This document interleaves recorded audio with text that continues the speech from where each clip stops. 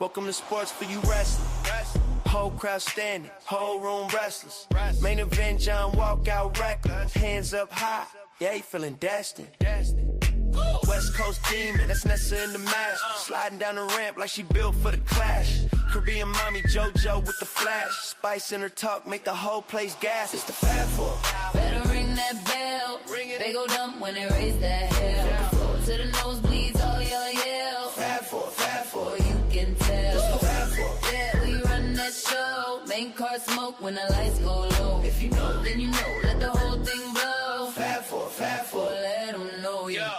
Treader OTC, yeah, cut from a diff cloth. Talk slick, get flipped, get tossed in a standoff. 4 deep, that's a faction, that's family. Bay talk, island talk, all in the strategy. Tap out, tap in, crowd on tilt. Steel step shake when they clash, no guilt. From the east side, south side, whole coast feel it. Every chant, every scream, yeah, they really live it. Who you got? Pick a side, can't stop. When that theme hit loud, we all go dumb, go crazy on call. From the pre-show buzz to the last roll call.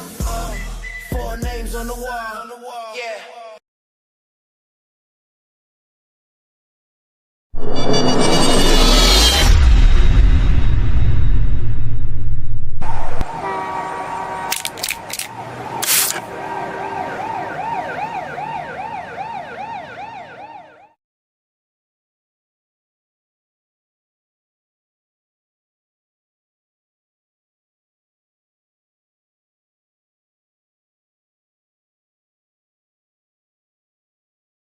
Welcome to Sports for You Wrestling. It's our ring, our section. From the bay, we flexing. Fat four, keep the crowd out, all guessing. Welcome to Sports for You. See, we talked about this for the past 6 months or so, but no one heard us. No one believed us. No one think it was going to happen. I didn't think it was going to happen. But yeah, neither did I. Here we are, as Drew McIntyre would say, he paid for it. Drew McIntyre. Pray for this, and it happened. The bloodline is officially back. And we're also back. Speaking of, hey, listen, did you miss us? Because, listen, we would say we missed y'all, but listen, we was on vacation. So, listen, y'all cool, but we was on vacation. But we back. Episode 77 Sports UV Podcast. I am Trail. That's Nessa. And of course, that is the Caribbean chef. Oh yeah. You'll find out why. This is JoJo. What's up, JoJo? Sup. Listen, we got I'm sorry, you can't hear my voice. My voice is shot. It was shot the moment she landed.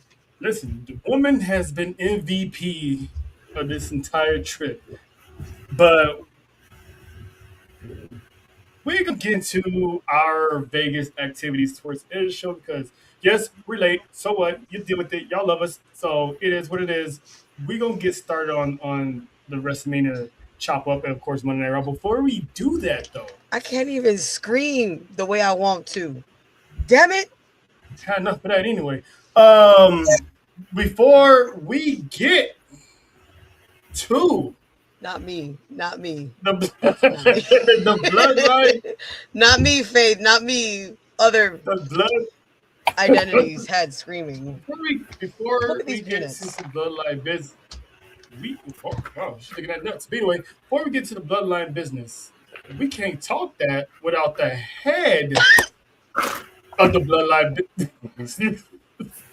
This woman went on an apology tour earlier today, and listen, I couldn't stop laughing. I was at the gym. I'm on the treadmill just dying. Didn't care if anyone was looking at me or not. But Did you miss a step? that was only. But no, I wasn't laughing that hard. I would have died. That would have been. Did somebody catch it on camera? Can I get the footage, please? I need security camera footage.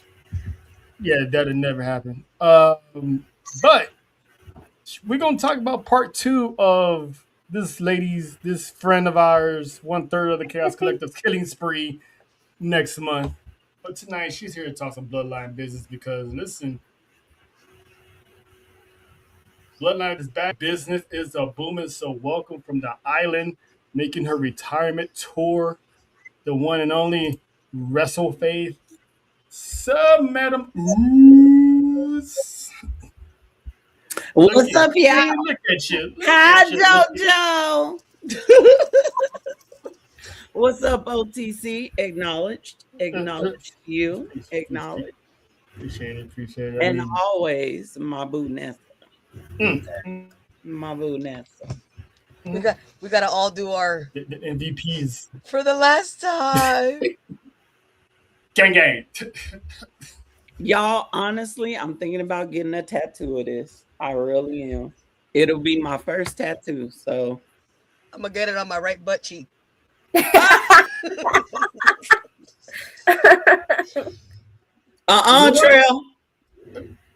I saw the look on your face. Don't do it. Can I be there? Oh, no. That was question. Right here under my wrist. That was the question. So whoever's clapping it, would they be part of the gang by initiation?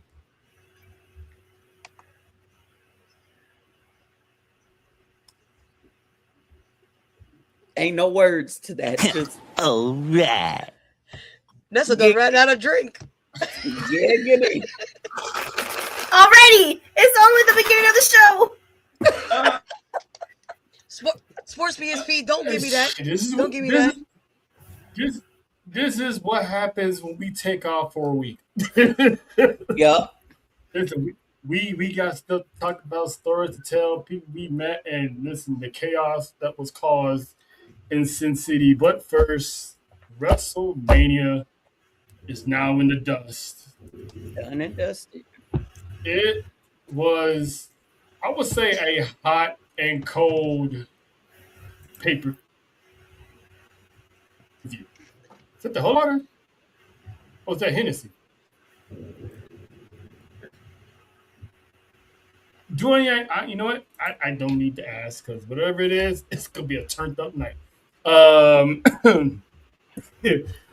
WrestleMania Night 1 was a hot and cold WrestleMania, and the Fab Four is in the building for that. It was JoJo's first ever wrestling event. Oh. It was Tahana's first ever WrestleMania. So the girls were excited, the girls are happy, and that's all that mattered, that they had a good time. But let's go down this. That is not the only thing that made us happy, though. I know it's not, but you know, bear with everyone. As far as they know, that's what made y'all happy. Okay. But this card was like one of the shortest WrestleMania cards of all time on night 1. Because there was more commercials than it was wrestling interested. There was more commercials than it was matches. Well, the commercials were longer than the matches, if you will. All of them were like pretty much less than 10 minutes except for the main event. The entrances were longer than the fucking matches. Let's be real. This is true. Listen, So, the entrances were so long that I made it to the bathroom and back for Pat McAfee, and he was still halfway down the ramp. I was like, "Well, damn!" And there was a line too. don't get me started on Pat McAfee because I got questions. But we get to that. We all got questions. We got to yeet. The four of us got to yeet at the same time because the Usos. I need those videos, by the way. I don't have the videos of us eating. You might want to talk John has it. Oh, okay. The Usos, LA Knight versus Division and ISHO Speed. Listen, I'll make this short and quick. ISHO Speed stole the show. He hit Logan Paul with a Logan Paul move, which was a high spot for him. Whoa. Oh, we are keeping it rated G because we all G's. Anyway, Hey. Over here. Come on now. But Faith, what was your thoughts on ISHO Speed's performance? If they knew how it was in Vegas, they understand And that was That Tony definitely G. was not But rated G. I was not rated G That for was shit. that was rated all sorts of RX, God damn. a whole bunch See, of there is some tea to be spilled and sipped. All right. Faith, Yes, sir. trust you go laugh your ass off, but it's one of those stories you can't tell on camera. Understood. I'm gonna tell but you it how. was How done would you before rate even that? WrestleMania. I'll tell you how I feel about that opening match. You ready for my honest opinion? Yes. Oh shit. Let them know. And y'all know I love my twins. Y'all know I love the Usos. I love Big Jim. Excuse me, not Jimmy. Big Jim, not the little one. And I love Mr. Jason. Okay. Oh, Jason. Okay, Jameson, Jason, however you want to call it. He was looking like Jason. Okay, the boy was looking good. However, space, comma, and however, trash. Basura. Trash. Basura. You want to know why I felt that way? Hmm. What did Logan Paul say on Monday? This idiot said, we retained our titles. It wasn't even online. But it made me feel like maybe it was supposed to be, and they went a different direction. Could we have just had the Usos versus the Deuces for the titles? Yes. Yep, we did. We did not, in fact, need I Show Speed to be a part of this just for the vision to turn on him to plant the seeds for a Logan versus I Show Speed. I don't want to see that. No, and I'm sorry, I turned to dip my chip in my dip, and when I came back, the match was over. I think that tag team match was shorter than the Uso versus Uso match at WrestleMania a couple years ago. We don't talk about that match. We don't.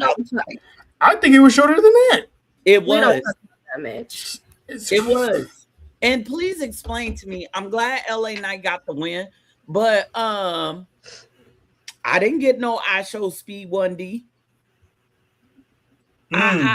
Please explain to me why LA Knight couldn't have pinned I Show Speed, because for a week or two, they were interactive. That was the thing. Why have a singles wrestler pin the damn tag champ? If you wanted the tag champ to get pinned, put one of the other tag teams on top to pin him. Pause. And why would you book Logan Paul to turn on I Show Speed in the first place? You could have just had the Usos and I Show Speed if that was if they was gonna go that route. That ending part didn't make no sense. And I get the whole point of it being viral. You get your viral moment. Good for you. It just didn't really make sense for me. That all of a sudden everyone's cool with him now. Yeah. Like, I mean, to be fair, I Show Speed kept saying over and over and over, I didn't do anything. It wasn't my fault. Don't blame me. I see that part. I get that. It was just like how Faye said it. It wasn't needed. It was entertaining though. It was very entertaining. I don't know. It was kind of like it was a unneeded match, even though we were happy to see the Usos. Right. Kind of thing. Right. I don't know. The booking was horrible one night. I'm glad we was there. We had fun. But what's going on? We had fun, but night one, booking wise, was terrible. Everything was forced. We wasn't able to literally thoroughly sit there and enjoy these matches because you blink and it was over. Yes, and that's why. This is what I was saying earlier. We could have had a better match. Ooh! I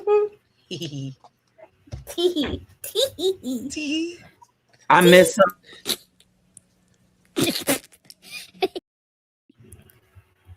I understand that they wanted to add more matches. Yeah. I get that. But I feel like them adding more matches hurt the show itself. Mm-hmm. It did. And It did. if you wanted, and I get WrestleMania is all about the entrances and all about, blah, blah, blah. We could have cut the different costumes. We could have cut down on a lot of those entrances to get more of a match. Mm-hmm. A lot of them. We had more entrance and commercials. And plus they ended. It felt like the way it was scheduled. They started at They started at 3, and then it was over by like 7:30. I mean, this is supposed to be WrestleMania. This is the one time you're allowed to have a longer period of time. Mm-hmm. So it's like what it is, because the fact that they did this on ESPN, it felt like an episode of Monday Night Raw. Even there live, it felt like an episode of Monday Night Raw. And it's like that on ESPN television, because even in UFC, you get so many commercials, as opposed when UFC had regular pay-per-views, when it was like less commercials, because you had the hype-up video, the entrances, then the commercials, then the match starts. Like the best match was Jelly Roll against that table. The way that looked from up top was crazy. Shout out to the table didn't even break; it exploded. The way I feel like, I know we're gonna be going back and forth a lot. So, but for that match itself, I feel like the way they brought out Jolly Roll was perfect, because Pat McAfee did not need an entrance. He really didn't. I was like, cool, you're gonna be involved, but you didn't need a whole entrance to yourself. He could have came out with Randy, to be honest. Yeah, exactly. He could have came out with Randy. He didn't need a whole entrance. Hey, Devin. Well, and does every match Does every match need a whole hype video recap? No. I actually was kind of intrigued about that, just because they've never really done that before. It was a waste of time. It was a time filler. It was something you could have added to matches to make the matches better. Mm-hmm. Night 1 was rushed. It was very much felt as rushed. It was very much, what the hell is this? It was very much, I don't want this vomit. It was bad. And there's the reason behind all that we won't get into later when it comes to the news. And let's just say everyone's gonna owe Triple H an apology. I already apologized today. She said, I ain't doing it again. Devin said it's definitely ESPN thing with these commercials, because there was none of that on the Peacock Network. I was about to say it's the Super Bowl, bunch of commercials. But here's what I don't understand, and here's my question: why was like 75% of them WWE commercials? We could see that on Monday and Tuesday and Friday. Why sponsors? Them at Mania? Yeah, where the sponsors? You got this. If they're gonna treat this like the Super Bowl, have the sponsors, have the actual commercials. If you're gonna put commercials, because like Faith said, what Charles trying to say is he wanted a Doug live. Give me a little bit of the DoorDash. Oh no! Don't. That's on USA. No, never mind. That's on USA. I just realized networks have a different set of commercials. So the reason why we finally got Doug is because it was ESPN. That's a whole different channel. So I was happy about that Doug moment. They should have more shows on ESPN just for that fact. And how many times I got to be reminded about Hulk Hogan's documentary? Girl, we were reminded the whole weekend. Seriously. I mean, we went to WWE World. That was a long ass line for the Hulk Hogan Museum, whatever the hell that was. It did not been right by it. Everybody. It better not be none of this in that line. It was everybody. It was everybody. It was everybody. And Triple H came out, and it was kind of like, okay, I get why you're out here, but ain't nobody trying to hear you talk about, yeah, Mr. Terry. Yeah, there was some of us spoke in that line. We not a lot. I'm not gonna say it was a whole lot, but it was some of us. We had to pass by that damn thing every time to get to the meet and greets, and I'm just like, like, let me walk faster at this point. Right. So the next match that I actually enjoyed was the first one for JoJo, because she got introduced to Paige for the first time as she made her return to WWE at WrestleMania. It wasn't much of a surprise because they spoiled it the night before. Damn. I hate when people do that. And again, it wasn't WWE. So for everyone trying to say it was WWE did not spoil it. They were really trying to reel that shit in, be like, oh, it's not true, or this and that. They was trying real bad to, what's that word? Damage control. Yeah, because they first time with WWE, they specifically said she was replacing Nikki Bella in the tag team match. It's like, well, damn. We gonna be there. Let us see for ourselves. It was still a good moment, but it's like, was it though? We already, for one reason though, I'm glad that she had a chance for a third run in her career, because her second one was kind of cut short. We thought she'd never wrestle again. So seeing her, it was a good moment for me, because I'm a big fan. I was happy with her coming back. I didn't feel like it needed to be for that match.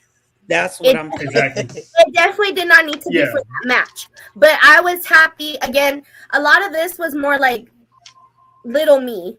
Like, I actually see them wrestle in person.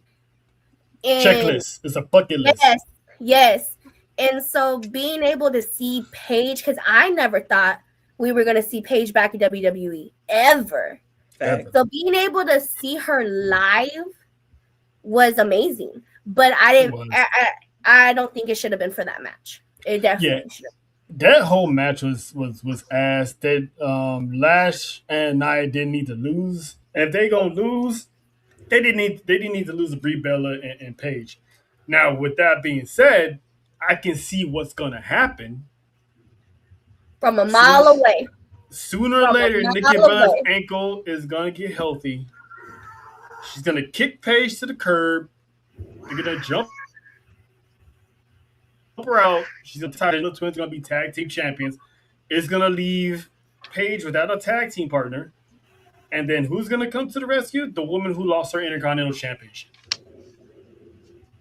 So we're looking at the Bella Twins versus Paige and AJ Lee at some point, probably SummerSlam, to be honest with you. And we haven't seen this match since AJ Lee's final match at WrestleMania a few years ago. So they're definitely running this back. JoJo, how did you feel about the match, and what's your thoughts of Paige, since you got to see it for the first time ever? Honestly, I agree with I would have loved to see her not in this match. Maybe something on her own kind of thing. Because this is my first time seeing her, and of course, just like, I don't want to see her with them, or at least one. I want to see what she's about on her own. That's the good one. Right. It doesn't fit. It doesn't fit. And supposedly when Nikki was getting her ankle looked at, she ran into Paige at the same facility and was like, hey, you doing something? No? All right, cool. So Paige wound up getting cleared by WWE to come back. So now that she's back, hopefully her career can continue, because she's like everyone, and then the youngest out of Charlotte, Bailey, Becky. She's only like 30. She's the youngest 30. one. Yeah, she's not even 35 yet. No. I think she's like 2 years older than I am. Yeah. I just wish, and I agree with BRF Sports. I just wish what I think they could have done is to keep Paige out of the tag match, still bring her back at Mania, keep Paige out of the tag match, remove the Bellas, put the Kabuki Warriors in, give Asuka her moment. Okay. If you wanted the Bellas to have the titles, don't put it on Bailey and Lyra. Don't let Nia and Lash retain. Let the Kabuki Warriors win it at Mania. That would have gave Asuka her moment. When Nikki got healed, have the Bellas versus Asuka and Kyrie. That would have been an ample opportunity for Io to come out and cost them the title. Then the Bellas get the titles. Then you move on. What you could have done with Paige at Mania is during the Becky AJ Lee match, have Paige come out, interrupt that match, cost AJ Lee, and stood hand in hand with Becky because Team PCB makes sense. And Paige and AJ Lee have better history. Yep. So just saying, you could have wrote it that way. I'm not saying pay me, but pay me. Faith, have you been watching the show? I've been watching the show. Because that's what I was saying. And I remember John was like, they're not gonna do that. They don't need to put them in. I'm like, that's if you're gonna hold off Io versus Asuka, plug in the Kabuki Warriors, because you could run Io and Asuka at Backlash or then at a later time, which just looked like what they about to do anyway. So and I predicted Paige, if she was coming back, to interject herself in that Intercontinental Championship match. There's so many ways they could have did that. She did not need to be in there. You could put the Kabuki Warriors in there because Io came out to help Rhea anyway. So Io, in a way, had her WrestleMania moment by being out there with Rhea. So you could have easily just slid the Kabuki Warriors in there. Asuka would have been at WrestleMania. She was left off the card. That shouldn't have been left off the card. But that's another complaint for another day. But all I know is that I'm not happy, but I was happy to see Paige. Yeah. I was very shocked. Yeah. All that was missing for me was this is my house. It's coming. It's coming. I wanted it. You could have gave that to me, and I would have been okay. It's coming. It was still weird seeing her on Monday next to Brie and Nikki, and it's like you can just see it, like me and that's what I'm saying. You can just see it a mile away what's gonna happen. Well, it was the same shit with the Stephanie and Nikki. It was like we saw that shit. I saw that from California to Texas. Like for real. You know what I mean? Like it was exactly the same way. Now I see it from Florida to freaking Alaska. Like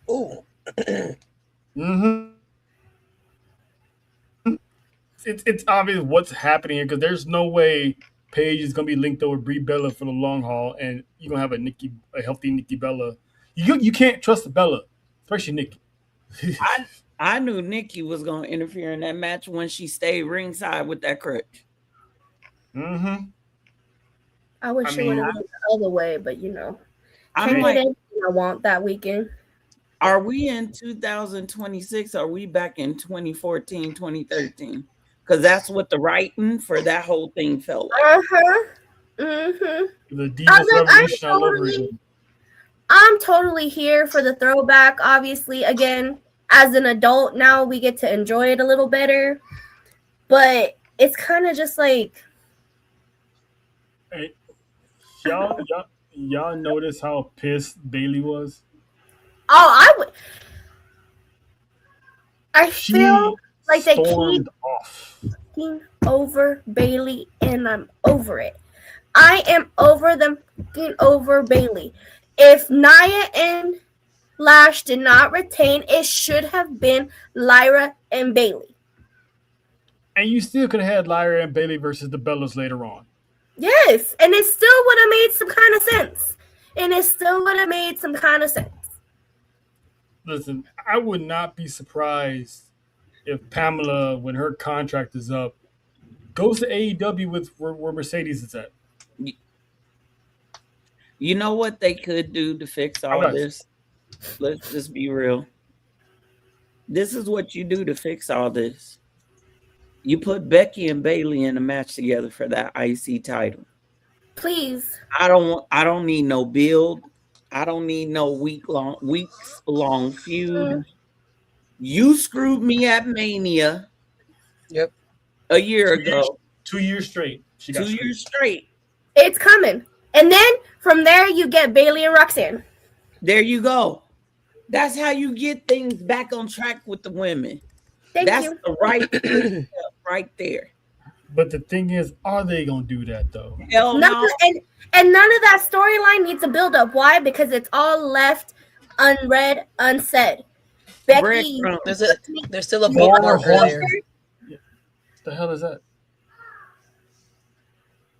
Oh, girl, I was like, wait a damn minute now. It's like, Becky, you me over at WrestleMania. Cool. Bayley and Roxanne never finished, never ended, never nothing. Like, we don't need no build up. Let's get back to the program. Exactly. Let's get right to it. Four horsewomen is all you need. Thank you for saying that keyword. Don't No, I am bringing it up. I'm bringing it up right now. I don't give a trash. They ate the horsewomen. Thank you. Thank you. You motherfuckers. As much as I don't want to say who is, you guys sitting there saying that y'all are the original 4 horsewomen of WWE, you're full of shit. No one ever in their life, called y'all the 4 horsewomen. You want to know who the 4 horsewomen of WWE is? Tell them. Bayley, Sasha, Becky, Charlotte. Those are the 4 horsewomen of WWE. That's it. Listen, those girls are not even the 4 horsewomen of the Divas Revolution. No, and then I saw someone try to put that it was like they're the foundation. Then it was the revolution and the evolution. They're not even the foundation. Y'all are missing a key on the foundation. And let's not talk about the evolution because there's a few other women you could put there. Quite a few. And one of them is Naomi. I will never not knock again. AJ and Paige. Beth Phoenix. During that Divas era, AJ and Paige did their shit. Yeah. They did their shit. But y'all was never part of the 4 horsewomen. Y'all was never called the 4 horsewomen. Y'all was none of that. So and everyone that's agreeing with this shit, y'all stupid. I need y'all to go to Google. Okay? Okay. And if you can't Google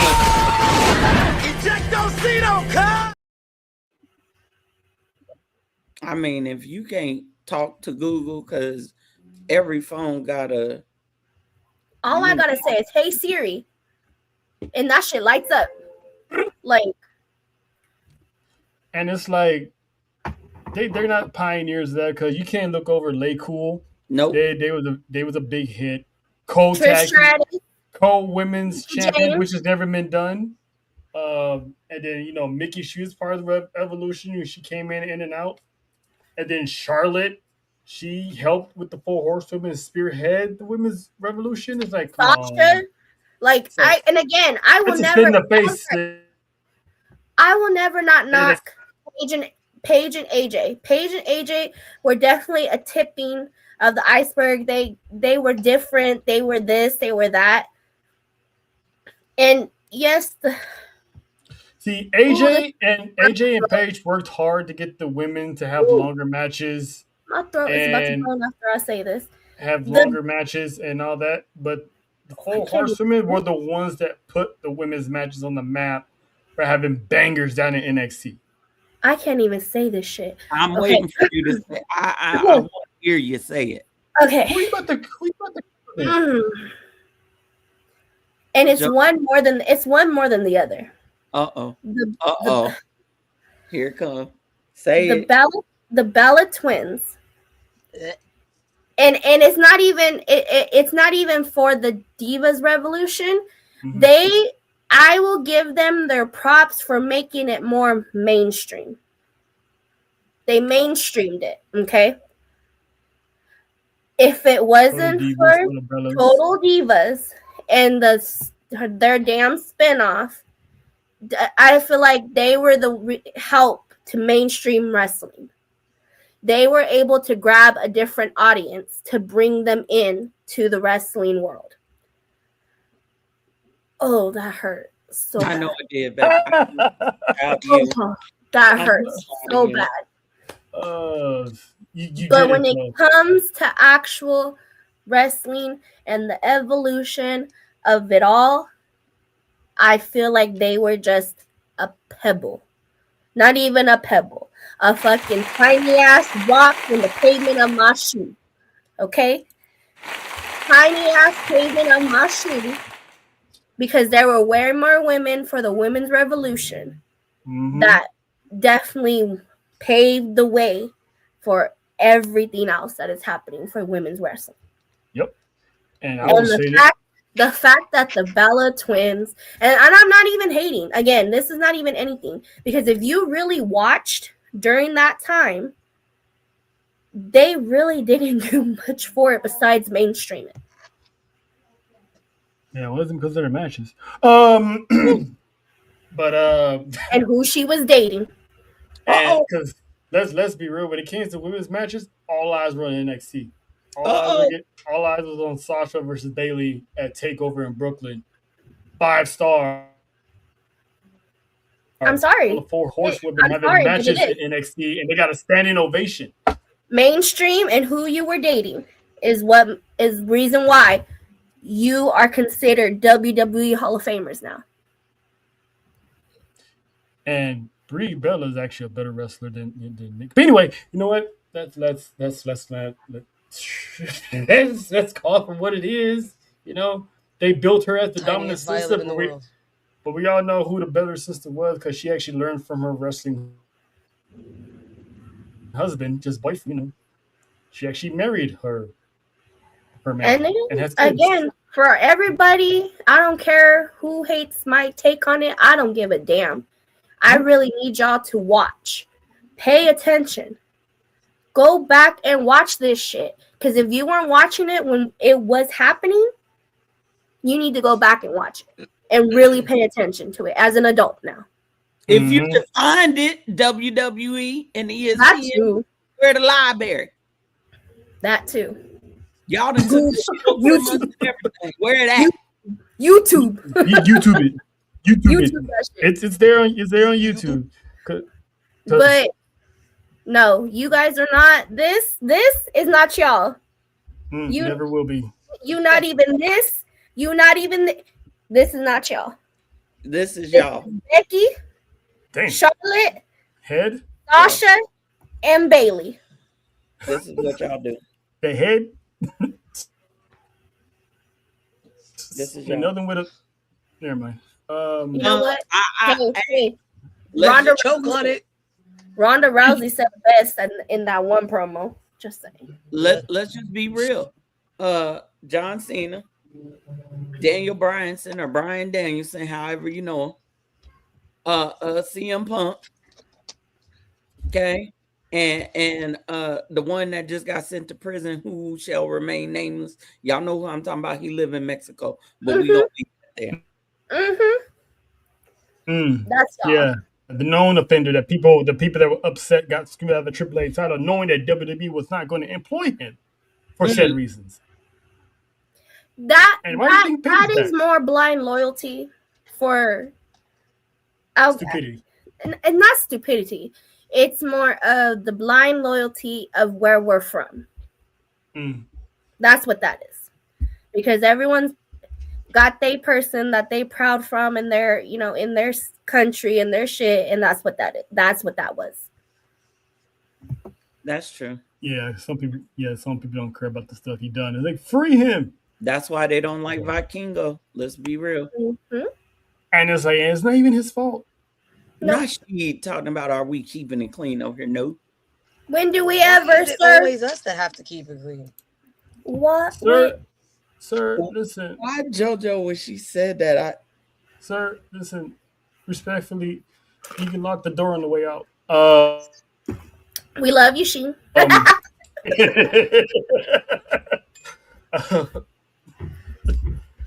just, just saying. But yeah, for me, it's always gonna be two people, Paige and AJ. They're the only two that will have any legitimate claim to anything revolving the Revolution. Because those two, that rivalry, flip flopping the towels back and forth, made it that way. And there was the only two that was legit wrestling too. Let's keep that up, but it wasn't in underwear, get attention with these diva swimsuits. They can't partake, but at the same time, they really didn't. You know what though? That diva search, yes, it was a little sexist and this that, but we did get some good wrestlers from them. Yeah, Michelle McCool, Layla, and that's Maurice. it. Hey, Maurice was doing her thing before she left. Okay. Yeah, you know what? Yeah. Yeah. So it's Marie. Gotta give her flowers. AJ was part of that little contest too. Yeah. And she woke up. So I was putting on some Chuck Taylors and some shorts, like, you know what, this is me. But that's what I'm saying. Like, I understand why they were doing that again, because sex sells. But in the end of it, they also put in the work. Those are the very few that literally did put in the work. Yep. Because like Nessa said, Maurice, she was really out of here. I loved it when she did that shit. Ugh.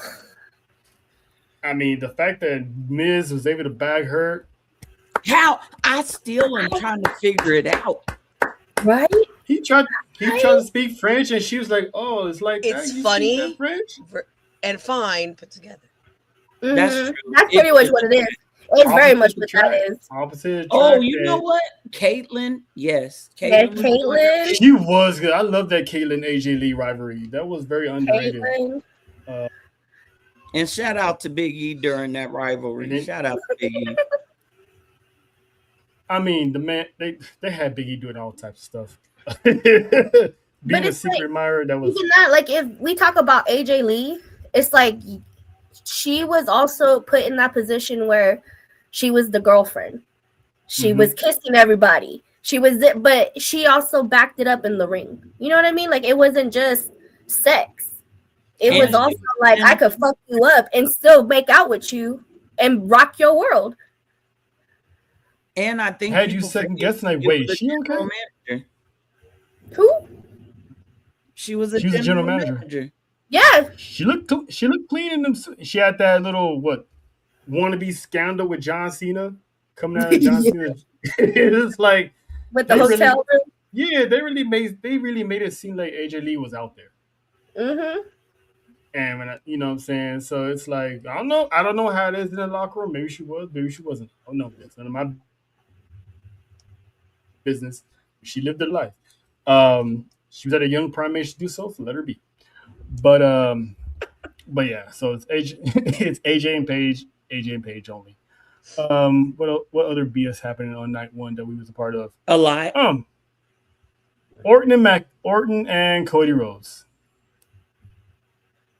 Ooh, we just gonna skip a shit ton and go to that. Yeah, okay. Okay.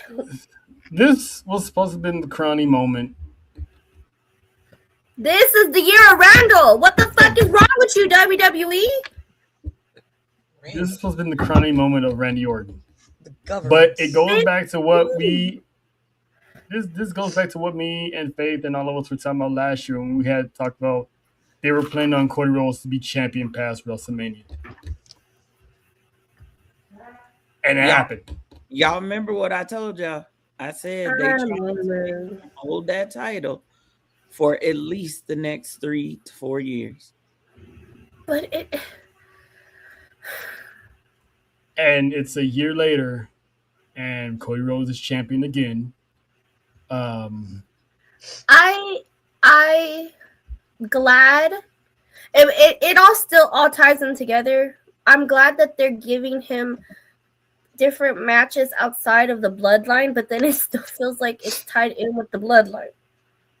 Because that's his only way of living. The bloodline is And again, like I said earlier, I understand that everyone's mad about Pat McAfee being back, blah, blah, blah, blah. I'm happy Pat McAfee's back. I love Pat McAfee. But I just don't understand. Like, even Trout, looking at Trout after that match, that man was staring hard at the ring, like, puzzled. Like, what the? Like, he was just like. I'm like, what the fucking point? You know how when the computer does that with the circle? That was Trout's face. Just to have him turn. Yeah. Yep. That was Trout's face. The only thing that was missing was the AOL dial-up. Yeah. Good. You know what? Because I'm like, was true. And I'll say this: the reason Randy had had to RKO Pat was because they fumbled the story. They did. They fumbled the story. They did not get to the right result. They did not bring in the right person who could have tied all of that together. You know where he was? At his daughter's birthday party. You talking about broken promises? Is this what you're talking about? Nope. I'm talking about The Rock. That's broken promises, girl. Oh, that's broken promises. That's broken promises, girl. Yeah. So what did they do? They said they panicked. Oh my God. Oh my God. He's not coming. He's not coming. What do we do? What do we do? Randall or Randy? I need you to RKO Pat and just end it because we're lazy and we can't come up with better creative decision. My thing is with that, if he wasn't gonna show up, he still could have been the guy behind the phone. Like, he didn't even need to be there for that. He don't. He could have sent a video message and said, I sent Pat. Yeah. A video message and said it was me, Pat, and Randy on the phone. They could have linked the phone, like leaked the call, like they could have did all that, and it just didn't make no sense. I was like, Pat McAfee coming back out was like, okay, it's about to happen, and then it didn't happen, and then he fucking RKO'd him, and I'm like, and I hate to tell y'all, I got a little secret for you, a little bit of sauce, two things. I hope The Rock never come back and save this shit. And excuse me. I said I wasn't gonna cut. I hope The Rock never come back and save this stuff because y'all treated him horribly. You wish death upon him, his daughter. You said horrible things about him. I would never come back and be a part of a storyline. That's number one. And number one, final boss who? You didn't want him? It is what it is. I know he'll come back one day. Because a certain match has to happen. Number two, you could have just gave Randy the crown. But instead, you made him lose. And then afterwards, then you have him punt his ass. Like, I was so mad. Let me hit him with the belt and punt him. Like, what? No, you should have. No. I'm like, you gonna do this after? No. They was ass backwards on that match. That should have been the punt. Should have been the tie to where he won the belt. He should have punt his ass and went 1, 2, 3. And send him on the injured reserve list with that evil left eye he has. Oh, you mean the one with the cold cheese lips? Yes. Because that's what it looked like. It looked like he got too. Anyway, they had to cancel Cody Rhodes' meet and greets the next day because of it. Here's my thing. Any other wrestler with a possible orbital, y'all know what the word I'm trying to say. Orbital. That one. Anybody with that type of injury, concussion protocol, you had the daggone WWE logo from the belt imprinted. You have staples in the back of your head, sutures in the front and side. Anybody else, they would have told, no, you can't come back. But this brother, he gets to keep the title. And they said he only gonna be out a few weeks. Which he should have lost. How? He should have lost. He should have He should have lost. just lost. But now you have no WWE champion on SmackDown. Or you throw a tournament, take it off him, let him go heal up, do a tournament, and have Randy win the tournament. And then if you want to give it back to Cody, we all gonna be mad about it, but that's the route you could have taken. It could have looked like it Cody and Roman 3 at Crown Jewel if they do Crown Jewel. Well, and there's something that happened in that Cody Randy match that was very subtle. It was a very subtle change. Hey, Dallas. And it was a very subtle change, and I don't think a lot of people caught it. I believe y'all caught it. The change was the change from face to heel in the middle of the match. And I think people were so pissed at the match that they didn't see that exchange. Think about it. When Cody came out, he was showing his past. All those outfits represent his past. And the Cody that we know now was on that stage in a clear box represented as his past. So who is Cody now? We don't know. First off, that entrance was fire. I will always give Cody his shit when it comes to his entrance. He had the old Iron Man. I love his entrances. I love it. But I agree with Faith because everyone didn't realize that. And again, people, I forgot who said it to him, but he's like, he has to get to that place in order to beat Randy Orton, and he did. It was Stephanie. He got into that zone, into pretty much he was Randy in order to win. Because he did heel stuff in that match. Let's be clear. Oh, yeah. And then, he was getting booed for it, too. And he was like, looking around like, yep. Oh, well. Don't care. And then we come on Monday. And what happens? Made that man look like a sucker. How you gonna come out there looking like, you got busted in your eye for all the wrong reasons and then automatically just have an open chat. Hey, whenever you want this title, it's so. Like you fell for the trap of one Pepsi Phil. And the crazy part is, what did he do? Phillip and AJ about to be gone for 3 months. So what's Cody gonna do with the title for 3 months? Who is he gonna feud with? Jacob's on Raw now, which we can get into later. Who's his next champ? Oh well, I mean, there's one guy he can go to war with, and it's the one guy that should have been there and not Pat McAfee. Alistair. Who was the one always in Randy's ear every single time? Always in Sami Zayn's ear every single time? It was Alistair. That would have made a whole bunch of sense. See, when Aleister Black came back, everyone was like, he's the new Karrion Kross. Why not lead into that shit? That would have been even more perfect. They fumbled another one. Here's the problem I have with Aleister or anybody else facing Cody for that title.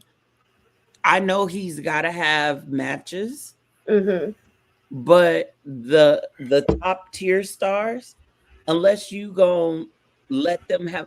People complained for 4 years that Roman was holding the title hostage. Yep.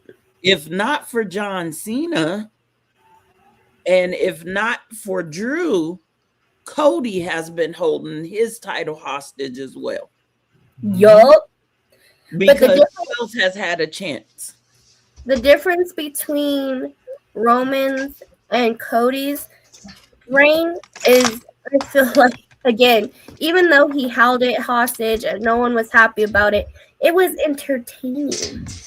Thank you. It was entertaining. And Cody, again, I don't got no problem with Cody Rhodes. I'm a Cody Rhodes fan. I ain't got no problem with him. It is what it is.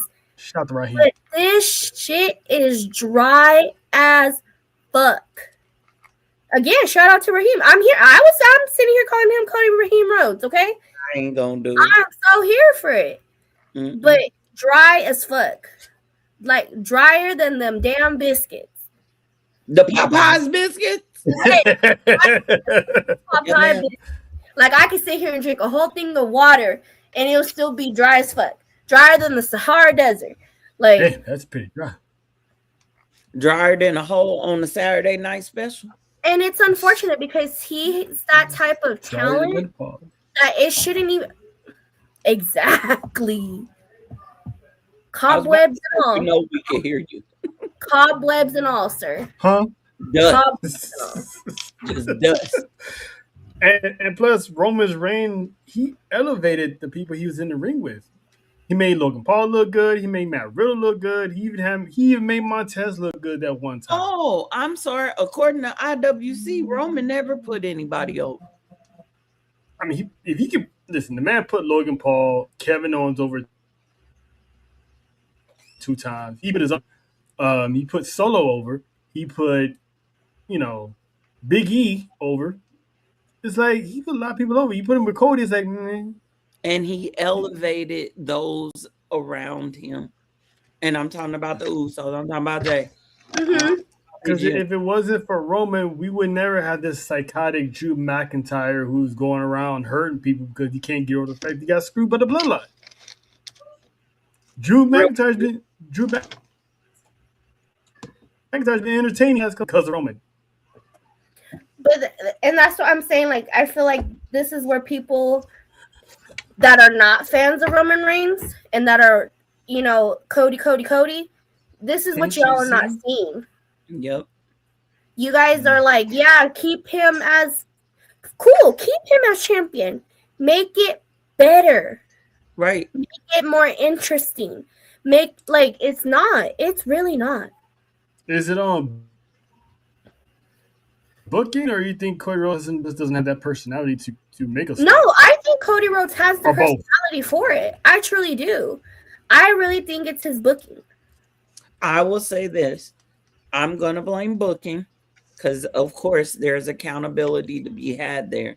But I also know that Cody has a certain say in his creative. And one thing Cody has fought tooth and nail is to not turn heel.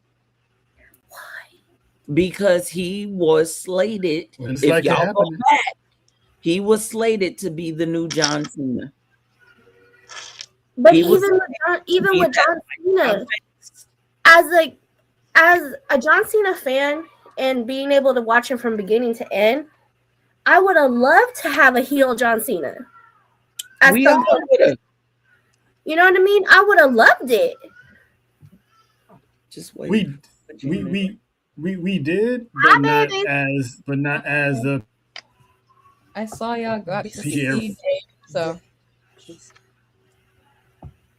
Sorry. Might as well just pop your head in there. That was Baby Oos. Now her hair ain't done. She ain't coming on this camera. But yeah, it's just you can't compare apples to oranges. I mean, it goes to show how more viable Roman Reigns was to WWE in his absence and how much he was missed. Roman Reigns has a certain aura to him now because at first I would be like, I wasn't really feeling Roman Reigns. I was more of a Dean Ambrose, Seth Rollins fan over Roman Reigns. That was me because back then he didn't have that presence. Yeah, he didn't have that presence of if this was me back then, I would have never thought one day in hell that he'd be where he is right now. If you would have asked me that then, I'd have been like, he's not going to be top dog. He is not going to be the face of the fucking... No. I would have probably told you from them 3, I would have said it was Seth Rollins. I thought for a while, I thought it was Dean Ambrose. Me too, until he left. They fumbled that. They definitely I will say this about Cody. Because Cody, I ain't gave you your apologies yet, but bruh, it's a long list. And you'll get it. Tune in May 9th. But I will say this about Cody. Let's hope I make it. What's wrong, baby?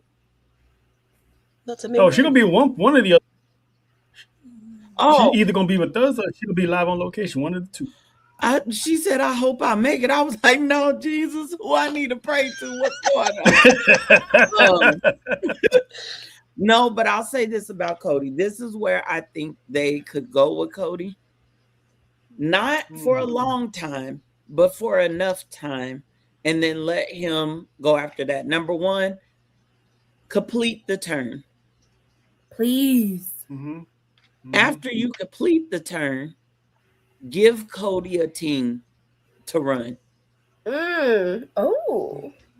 Not a lot of people. We don't need Cody to have his own bloodline. No, that's not what I'm saying. Okay. I'm saying one or two. Give Cody two people, two up and comers. Give him two people. Let them dominate on SmackDown. Then let Cody turn on them, turn them back face, let them go back into the singles crew, right? And let Cody continue to run rampant. Hi, baby. Something different, something he's never done before. But if you turn Cody, okay, close the door. Who's that baby? Hi, baby. Oh, you're sleeping here now. Let the dog.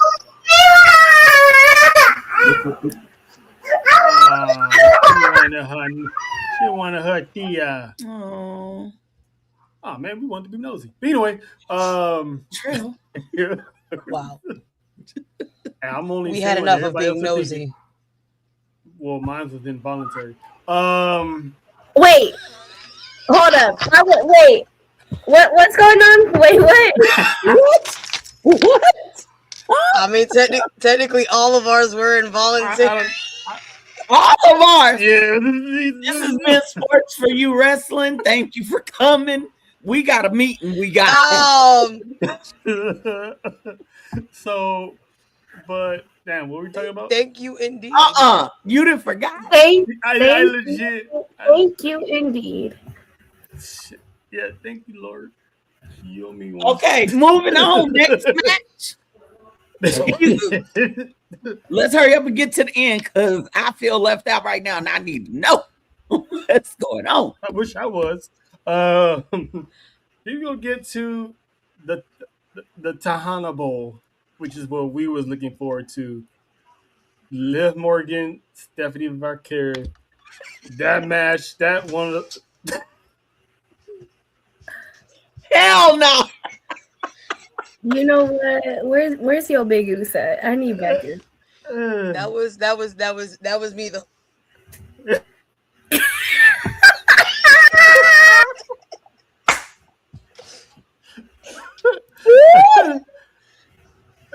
Oh man. And that was her, and I'm just sitting there.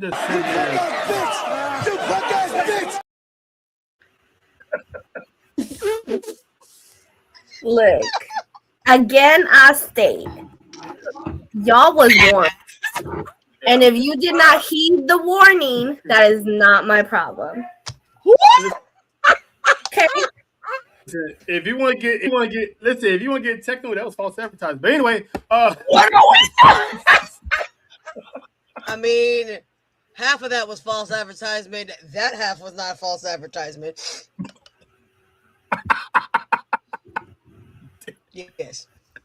Don't put the man on Front Street. Okay. I'm having a moment. I am having a moment. Again, I guarantee we're being listened to, and we're going to be quite the screamer. Yeet. A problem. Never mind. We all get neat. That one more than the others. Listen, I ain't said nothing. Listen, came out. Hey, listen, morning time come. Dude came out like.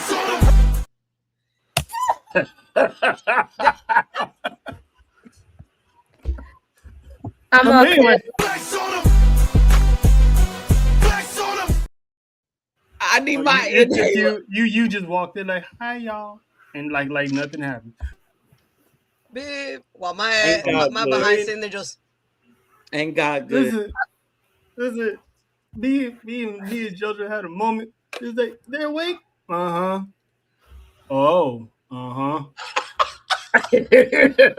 As you were. Crawled my behind back in bed. What you mean? Listen, all I'm gonna say, Faith, is what alarm clock. But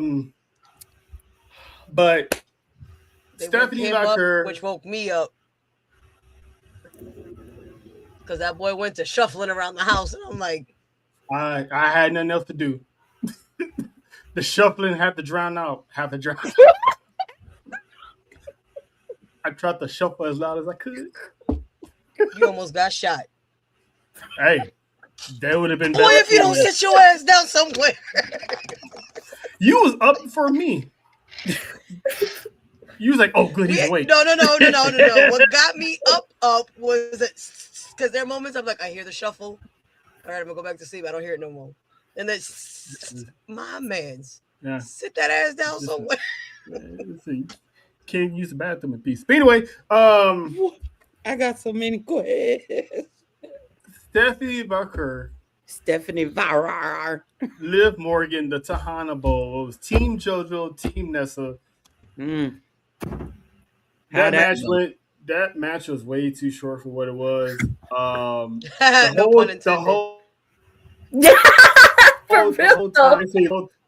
The whole time it was Liv Morgan's concert before she had her match. Oh my God. I'm like, and now Nessa, you wasn't here Monday, but that's her theme song they using now. I heard it. Look, as soon as they played it on Monday, I texted Trell. I was like, Nessa. Oh no. Yep.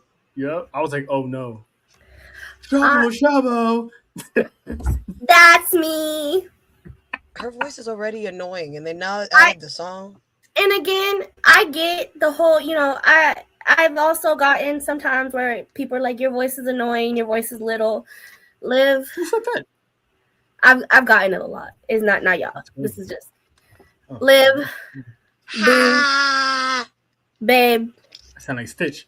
I don't know what else to call you. I like the song. It's catchy. I don't need to hear it every Monday. I'm already hearing it all over my timeline. I don't even hear it at all.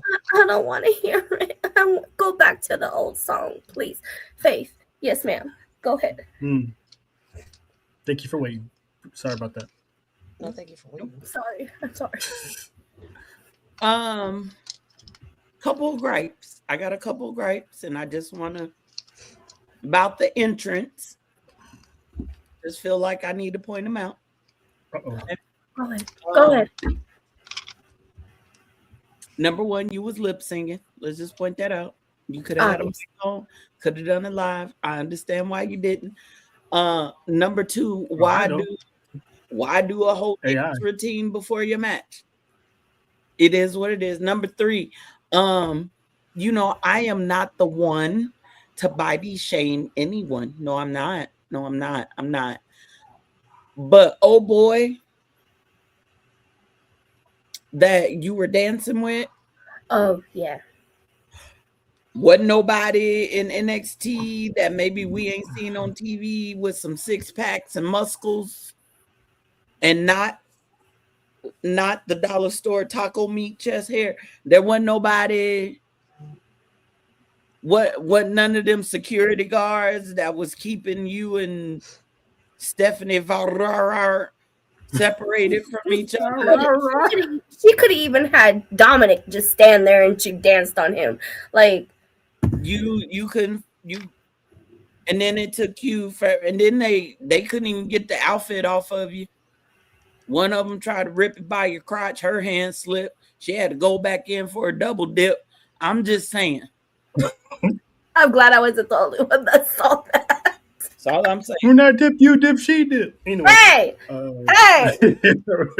That song was stuck in my head all WrestleMania weekend. I was pissed. That song was stuck in our head. We was playing Uno. Again, it's a good song. Good for you. Do you? But I don't want to hear it every Monday. I really don't. I don't need to hear it. We gonna hear it now. We gonna hear it every Monday now. I'm gonna be like, trouble, shoot me. I know Nessa's remixes are the best. Shout out to my dad. My dad gave me that talent. Yeah. Nessa's remix and ad libs are chef's kiss. Chef's kiss. I prefer those over the regular ones. I just want Naomi to come back and be like, dance, I'm not, if we about to do music video entrances, just get her and Jimmy out there. Every time they come out, just her and Jimmy. Just no more babies right now, please. Speaking, thank you. Perfect segue, JoJo. Speaking of babies, the EST, WWE, when she interrupted John Cena, I was like, oh, listen, this is how far JoJo has come. The beginning of 2020, she about wrestling. When we was at Mania, we were literally, me and her alone was going over storylines of what's going to happen when Bianca comes back, and then all rested on Bianca coming back. Mm-hmm. She comes out, we was like, yes, whatever's going to happen, it's going to happen. And I'm sitting there, she's walking kind of slow, not really bouncing, not twirling her hair. I'm like, she didn't have the ponytail on. I'm like, something ain't right. Why is she dressed all formal like she's going somewhere? Announced that she is pregnant, and look at her belly, she's been pregnant for a while. She's 6 months pregnant. That's where Montez has been.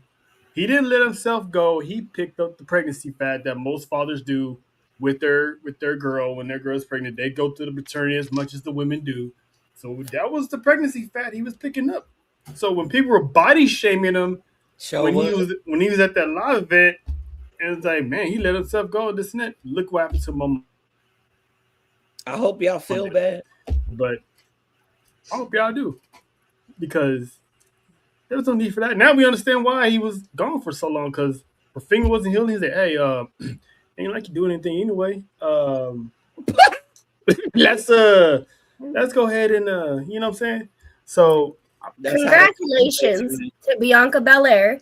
And shout out to the Street Profits, because that whole after that pull-out line is crazy. They were like, our pull-out game is weak. And I said, y'all, yeah, because y'all about to have babies at the same time. Y'all might as well throw Jimmy Uso in there with you. You see that meme that says, don't fight against Rhea and Io? Mm-hmm. He's out here looking. Why are we shouting out Saudi? What are we doing here, Black Arrow? What are we doing here? Hi. You had a question for not shout out to Saudi Arabia. I was gonna say, why are we shouting out Saudi for?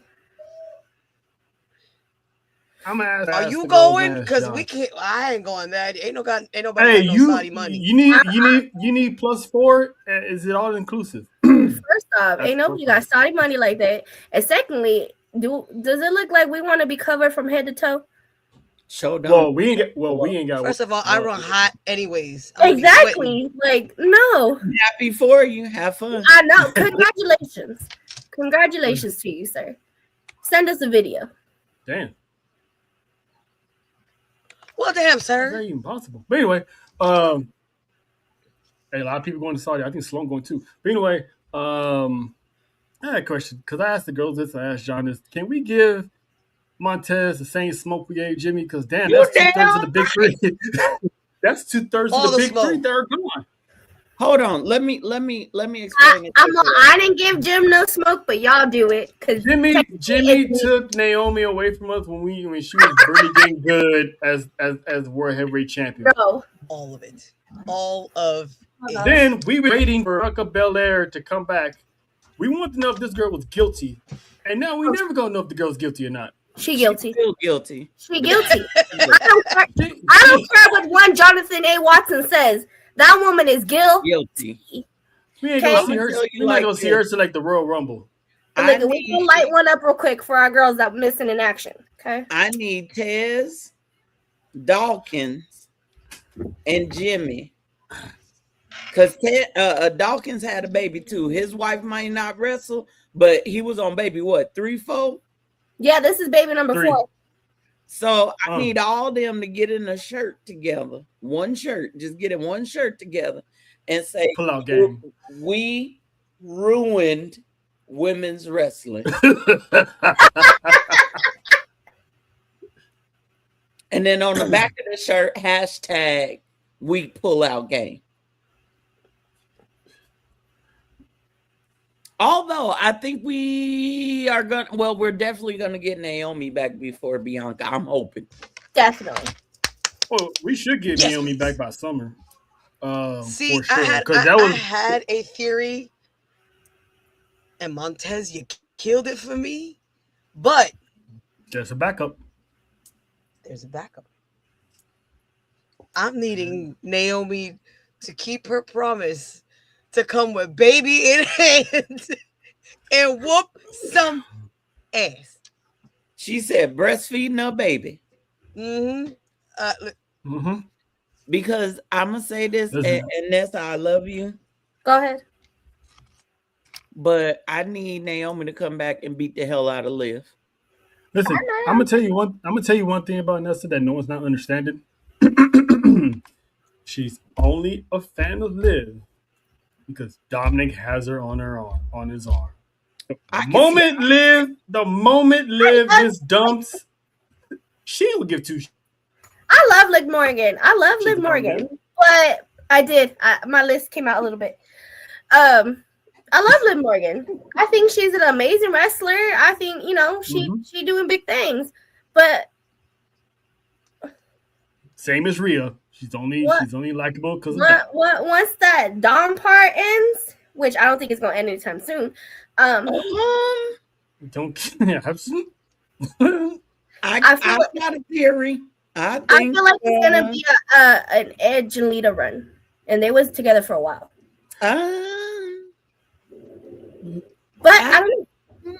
Liv is gonna kick Dom to the curb. And when she does that, she better be respectful about it because Liv, we fight. Nope. What woman ever be? Everybody, you know what? We fighting. She's not gonna. Okay. Fella's right. I'm gonna say this, and I went back and I'm just gonna say I think a certain soul snatching sister might have caught somebody's eye. Ooh. Oh. Mm. Why you have Soruka come out and yo, hey, WWE is messy for that. Did y'all see that shit? The ex new girlfriend?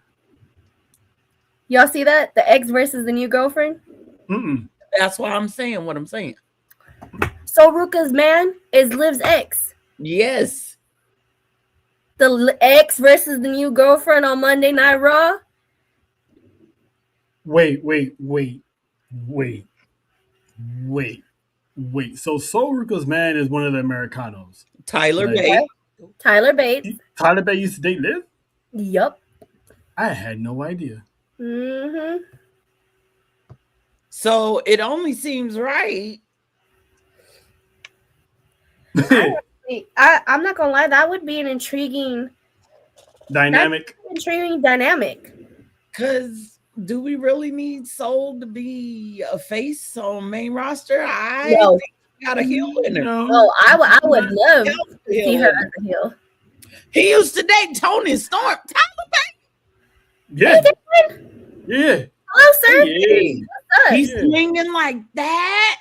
Hey, he's a big old strong boy. Really? Ooh. Down there. Okay, never mind. I don't know about none of that, but y'all know that move he does where he swings.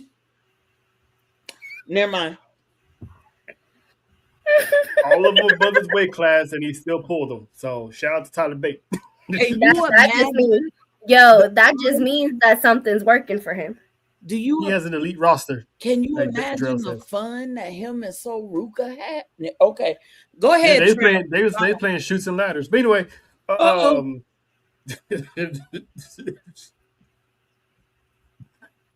Not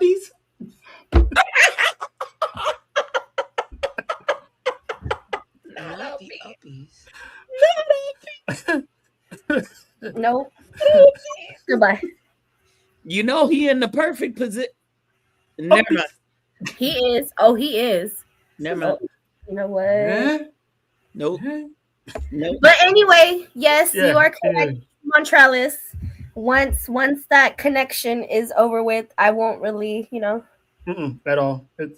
But now, mind you, when it does happen, she's still. I love you, Dev, from afar. From afar, I'ma At love least you. Liv, Right? at least Liv will make your eye twitch. No, she does not. Again, I love Liv Morgan. Can I say I had the funniest moment after Dom lost, if I remember it correctly. You heard her and you saw her. Okay. Yeah, you heard and saw. You heard and saw. There you go. When Dom was being interviewed backstage and Jackie asked him about Rhea. Y'all know what I'm talking about? Oh. After he lost his match with Man Panties. Jackie Redmond interviewed him and asked him what he thought about Rhea winning the world title, and that boy went off. He went the hell off.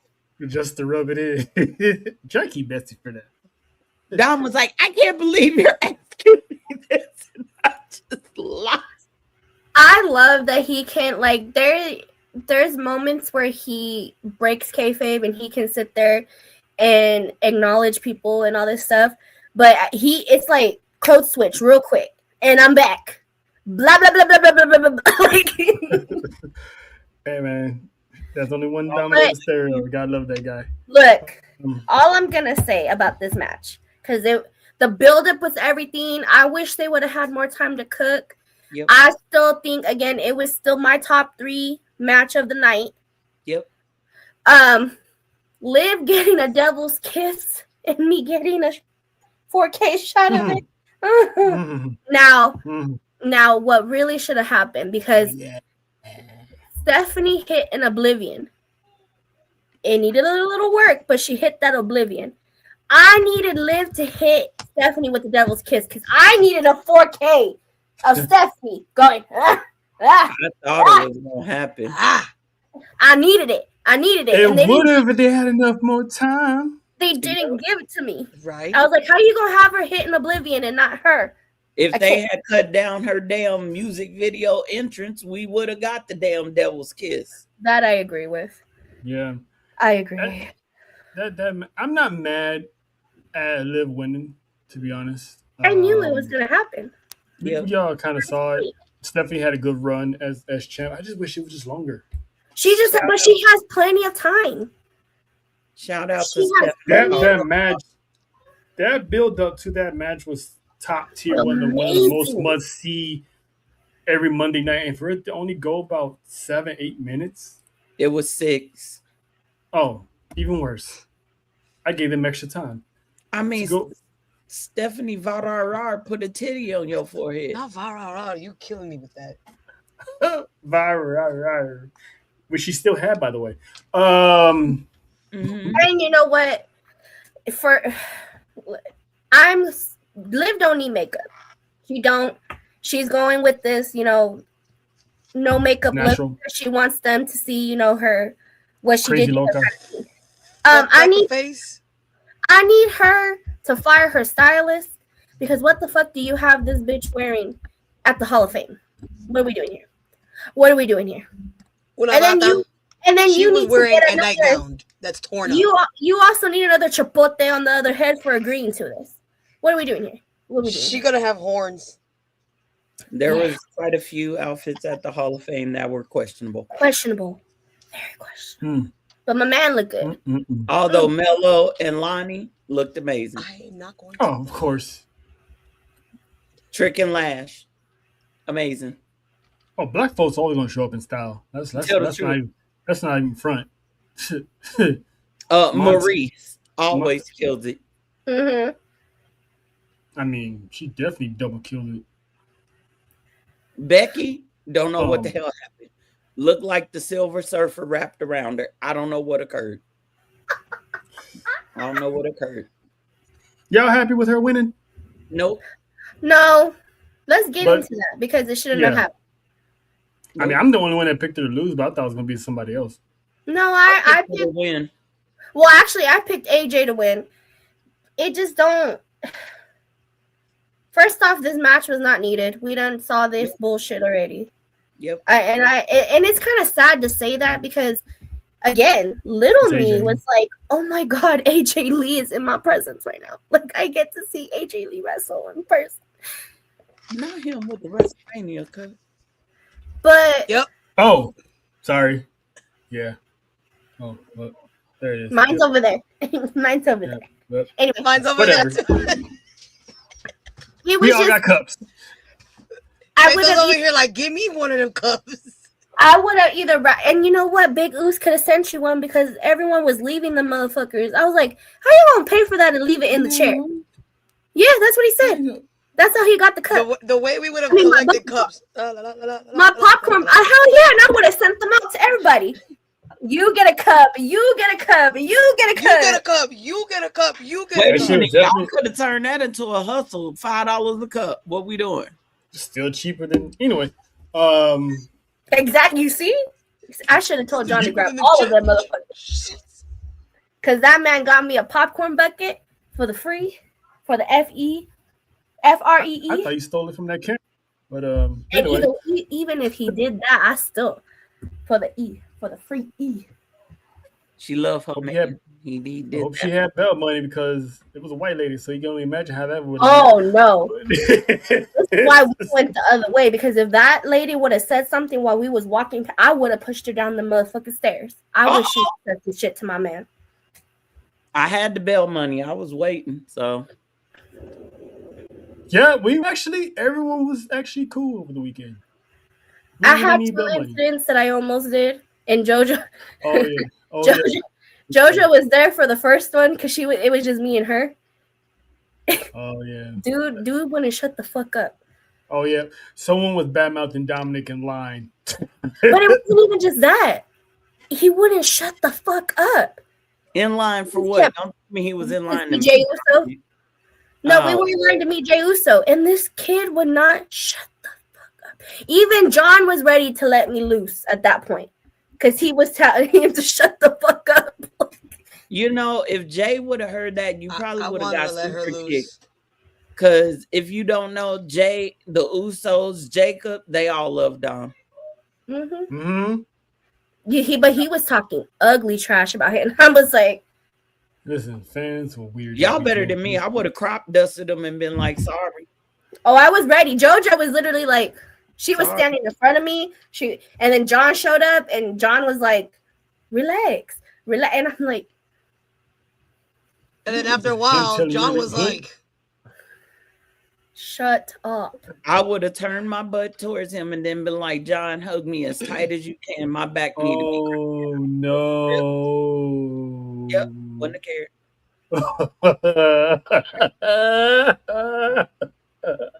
Ain't nothing wrong with that. It's a bodily function. It is a bodily function. Yep. Yeah, a Samoan skunk. No, and then I would have looked at him and I would have been like, I'm sorry, I didn't mean to release a dirty dog. No. We not even interacted. We came across some very I can't even say intriguing or interesting. We just came across some people. We came across some people that really deserved a chanclazo. More than that, docile. Like I had a tiny belt in my hand that I wanted to just. You should have hit him. But again. But speaking of Jacob, we got to see Big Blood. Yeah. Listen, that entrance was the only good thing about that entire match. I cried during his entrance. I'm not gonna lie. That's the only good thing about that entire match. And he cried afterwards, so bless him, because I know that means a lot to him. He won a Mania match. Another quick match. So yes. Another quick match. And JoJo got to see him up front. Well, we kind of all did, but she was right there too. It should have been Jacob and Drew for the title at Mania. Yes. Mm-hmm. And guess what? Jacob should have won. Yes. Jacob should have won the title at Mania. Jacob should have been champion. And then and instead of doing that, they went another route that we're gonna get into later, which I'm low key excited for, but at the same time, I'm questioning that move if that was the right move in the first place. Wait till you get to that part. But and then of course he had Seth Rollins with the smoking jacket. Seth Rollins, I was actually happy about that match. I think they came out, they didn't need no build. Even Kev said it earlier. It didn't need any build. They put two wrestlers together. They did the thing, and it was what it was. And you guys know how I feel about Gunther. Yep. But I thought he did his thing. Don't like him. Go. Gunther. Don't like him. And but it got interesting. Seth came back to basics, and that was what he needed to do. Yep. He needed to come back to the basics. And shout out to JoJo for the aerial footage. Me and John spotted a certain dog at the corner of the stage. We just saw a big buff dude in a hoodie. We was like, "Oh shit!" You're like, JoJo, get the camera. Listen, we literally sat. We were in our seats and literally watched this man go 0 to 40 down that long ass ramp. Hit that corner, hit that other corner. The way I was sitting down, right, and I'm getting ready to record, and all I hear is Yo Big Oos, right, hovering over me, talking about, you see it? You see it? And I'm like, dude, if you hit me in my head, I'm gonna sock you. I'm like, yes, I got it. I'm ready. I'm ready to press, record. And he's like, look. And I'm like, I'm recording. I hear you. I got it. And he's I'm like, dude, if you hit me in my head, I'm about to sock you. I have to say that spear was beautiful. It was beautiful. The first one or the second one? Both. That second one though, you see the way he came down the stage. Oh my god, the ramp. Whatever. See, can't even talk. It was beautiful. I got both. Yeah. Listen, shout out to JoJo because I helped her with the song to put it together. Listen, that shit's hilarious because you hear the and at the same time he's like running. So it's like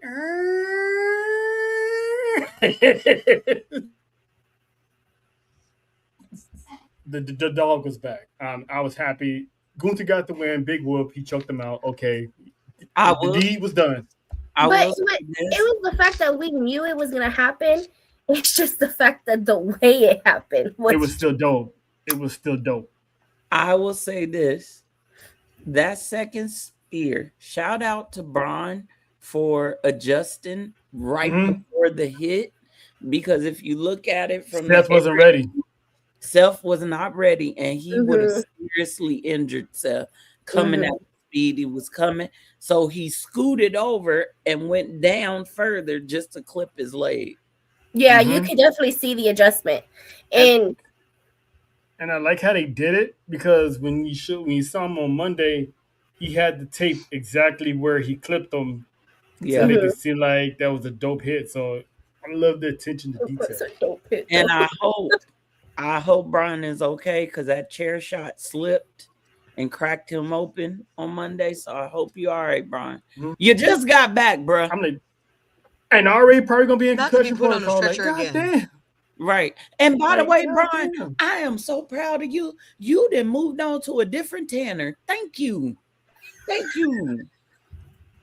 I didn't think about that. I didn't think about that at all. None of us thought about that. I am so proud of you. You was not. You were natural. So you stopped listening to a one Presidente with the 10. Right. I don't know if somebody some Fenty Beauty or you stopped getting that spray tan, but honey, we are proud of you. She said the Fenty Beauty. Hey, he probably did a little. So this man is no longer a rotisserie chicken. No, even Mimi said I can't call him burnt sienna no more. She showed that man was covered in adobo. No, covered in sazon. I was like, adobo could have been orange.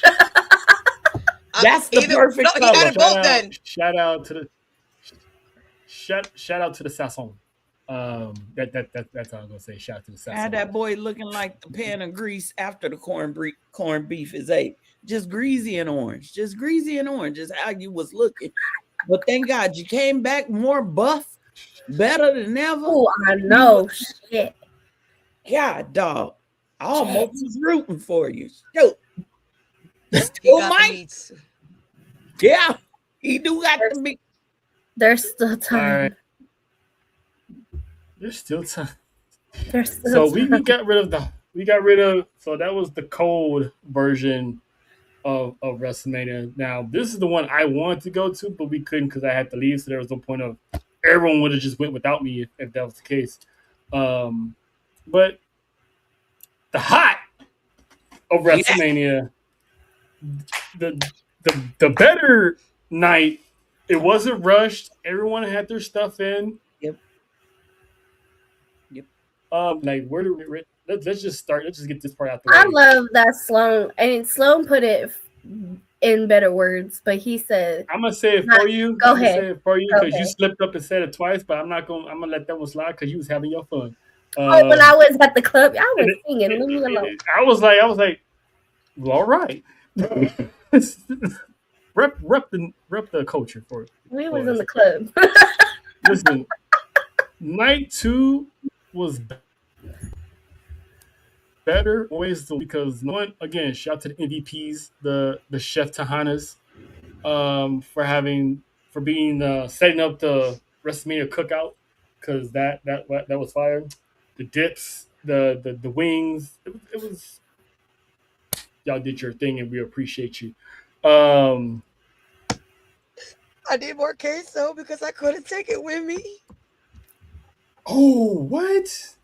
Man, we was struggling. We was struggling to pack shit. We was struggling to take food with. Like, the struggle was real. It was. We were trying to get rid of it, and we still had a shit ton of it. Like, walked up to the receptionist. Hey, y'all want some dip? I said the way I turned around, I'm like, there's still more cheese, damn it. Look. Hey, Miriam, want some dip? Y'all know we gave her food. I don't know how to cook for a little amount of people. I cook for Army. Okay.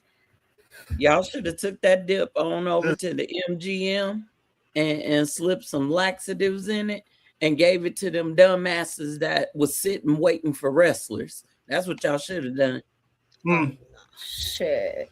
But let's address this one. Obafemi. Yes. Ooh. Brock Lesnar. Listen, Obafemi had the whole stadium, just the aura of that man. I mean, we was rocking at the crib. Everyone was rocking there. The match went as long as I predicted it would be, no longer than 5 minutes. It went exactly how it was supposed to go, and that was 5 minutes. He no-sold the F5. I mean, when Brock was trying to take him down with the clothesline, Oba just stared at him like, that's how you got. Like what? So when you hit that coup de grace, not the coup de grace, the fall from grace. I know I missed that part. When you fall from grace, he would have for real hit that coup de grace. For real. Anyway. There goes Brock Lesnar through the damn mat. He hit that fall from grace. It was it. We was like, yes, the Pax was victorious. But what we didn't expect was what Brock did after the match. He took off his gloves, took off his shoes, threw up the X to say that, hey, this is for real. And turns out you still got brookies. The man, for now, announces his retirement. Wow. So sure. I would have so many emotions. The man, for the first time, not only showed emotions, but the man was legit crying, which we never, ever see ever in life. The human at any capacity. But there's some research that came out of that. Because rumor has it we was right the first time when we did their SummerSlam. So it turns out that possibly Brock Lesnar retired early. He did. Mm-hmm. Confirmed. So he went, and supposedly I think like WWE's preparing like a lawsuit against Brock Lesnar for breach of contract or something like that because he. They're full of shit. No, but when it comes to contracts, they're gonna sue you if you breach. I get it, but it's kind of like Yeah. I'm proud of him and I'm here for it because he went out the way he wanted to go out. And in a way, again, this is why I was saying if they were going to go to SummerSlam, there was no way Oba Femi was winning. No. Because there was no way Brock Lesnar was going to lose and then continue going. Mm-hmm. There was no way. So it was either going to go the way I had said it, where the match was never going to start, or everyone was about to be pissed off because Brock Lesnar was going to win. So and he didn't want to have a retirement match against. And this is where people got to start giving Brock Lesnar his props instead of trying to label him as something that has not been proven guilty of. Suppose this man is a racist, this and that. If y'all remember that John Cena tribute last in December when Brock held up that sign that said "I can see you," y'all remember that video clip? Yep. Yeah. If you look at the TV, Brock usually Ricky Saints was on that TV. Brock was watching NXT. Mm-hmm. Brock had Oba Femi in his sights for months. Yep. He handpicked Oba Femi to retire him. He didn't want to lose to Gunther. That's why if he had it, because who in reality, and again, Gunther, whatever is his career killer, whatever, I wouldn't have believed that shit. Ain't no fucking way I would have believed that Gunther was retiring Brock Lesnar. No. Brock it would have never happened anyway. I will say this. I've said a lot of things about Moose Knuckle. And I don't call him that out of hate or anything. That's just what I call him. And I apologize to him on Sunday for a lot of the things I thought about him throughout my time as a wrestling fan. Not because of accusations that have come recently, but because of what I personally thought of him as a wrestler. I will say this. I'm going to point this out. You can take it and do with it what you will. When Brock got into the ring, first off, him coming to the ring, you could tell Brock was pissed off. And I think a lot of people thought that maybe that was part of the story. He's coming to the ring. He's mad. You know, it's Brock Lesnar, right? But if you go back and watch WrestleMania and you look at Brock's body before he got in the ring, Brock had already been in an altercation before he got to the ring. He had red marks and little bruises. He already had little bloody spots on his back and arms. Go back and watch it and tell me I'm wrong. Oh, I didn't notice that. Something happened. I will say this. Brock had to fight to put Oba over because the way it was written, Oba was set to lose. That's what I'm saying. Again, there was no way that Brock Lesnar was going to lose and continue a story. Brock wanted a straight up get down and boogie fight where Oba squashed him and Oba went over. From the moment Brock saw Oba, before he came back, he knew Oba was the one. That's why Oba said in that promo to Paul, he said, "Paul, I've always been the one." Because I guarantee you, Brock told him from the moment I saw you, you were the one. Now, if they booked Brock versus somebody else, Brock would have won, and people would have been pissed off. Brock and Oba at SummerSlam, and Brock would have lost. He would have had his retirement in front of his his family, his parents, and all this stuff. But they wanted to do the marquee match at WrestleMania, and that pretty much proves my point when I made the report months ago that Brock said he didn't want to lose him to his retirement. So it's like either I lose now, or I put this kid over, and I don't want to put this kid over. This kid is my successor. So now we're not going to have Brock in Minneapolis. Nope.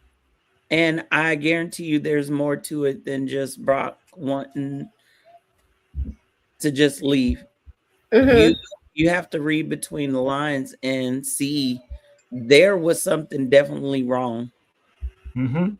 And it's not at who people want to blame either. Mm-mm. And that's what people are going to have to understand. Well, the reports are it is that they got into a physical altercation, but we'll see. From what we know, it wasn't his fault. We'll never know the truth anyway. No, ever. Yeah. But shout out to Brock Lesnar. I mean, he's the only one that's been like an NCAA heavyweight champ, UFC, WWE, New Japan, heavyweight champion. So the man has left a legacy. He retired the Undertaker streak. To this day, he still holds the record to this day as the youngest heavyweight champion in WWE at the age of 25. So I don't know if anyone's gonna. How old is Oba? Is Oba over 25? I think he is. I think he's either. Yeah, there you go. Oh, see, it's gonna be a while before WWE actually puts the rocket to someone that young and have them win at age 24.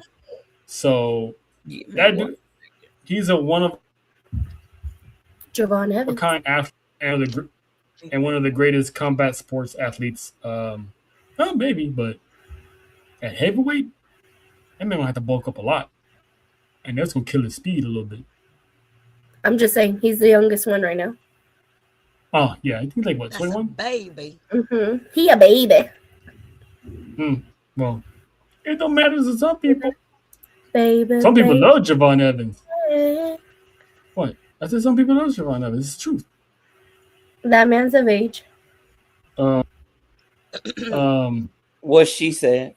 Yes, Jojo. You cleared your throat. I thought you had something to say. Sorry. Baby. He bouncing.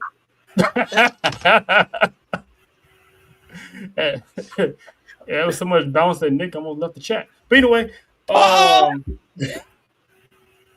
oops.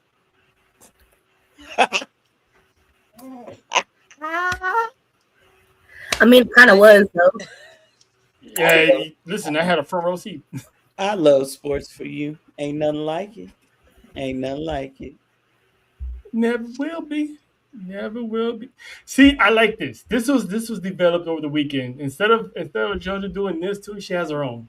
I like that. Yeah, this is our thing now. She points at the dimples. So that's pretty dope. I apologize ahead of time if y'all. But okay, my bad. No problem. No problem. Rhea Ripley. Woo! Jade Cargill. I think Jay got Rhea pregnant. That's all I'm gonna say. Listen, did you see that stroke? Did you see the stroke that she did on Rhea? I was like, whoa, wait a minute. That's what I'm saying. This one was for the girlies. And I think there was about that's not late, yeah. I think there was about 20,000 women that questioned their sexuality in that moment. Listen, I seen the ripples when there usually never is a ripple, but she made sure there was a ripple, and I was like, okay, Jade. I see how it's done. Look, go ahead now. You go ahead now. Do you mind if I start this one off?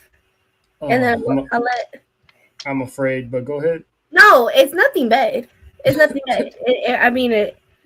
I wasn't surprised that she won. We already knew once this match was set, that's kind of what they were leaning to, right? And like I said earlier, Obviously, everyone was like, well, if Bianca comes out, she's definitely losing. Obviously, we got the day before that she's not coming. So it was like, okay, if the baddies are around, what does that shit say? All I'm gonna say is Rock couldn't beat that scissors. But that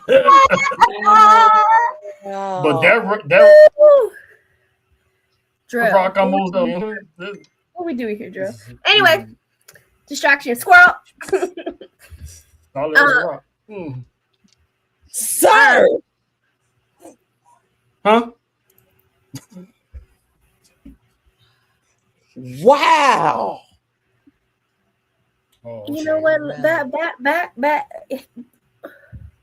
Oh, now it's a problem. Okay. Go ahead. Back to what I was saying. With Meechin and BFAF. Shout out to them, by the way, for getting the WrestleMania moment. Shout out to my girl. I truly feel, and this has nothing to do with my dislike for Rhea Ripley. It's not. You don't really have a dislike. I honestly feel like Jade should have won because Jade needed the win more than Rhea Ripley did. Because of the way they've been portraying her. Because of the way it's this dominance, and they bring out the baddies. Now they're part of this crew. It only made more sense for Jade to win, because now what? Why exactly are they going to continue to be Team Baddie? Why are Meechin and BFAB going to continue to listen to Jade when she ain't got no title? At this point, I'd be like, who the fuck are you now? Mm-hmm. You know what I mean? And there was Jade on an interview has said that she wished she had more of like juice storylines to sink her teeth into.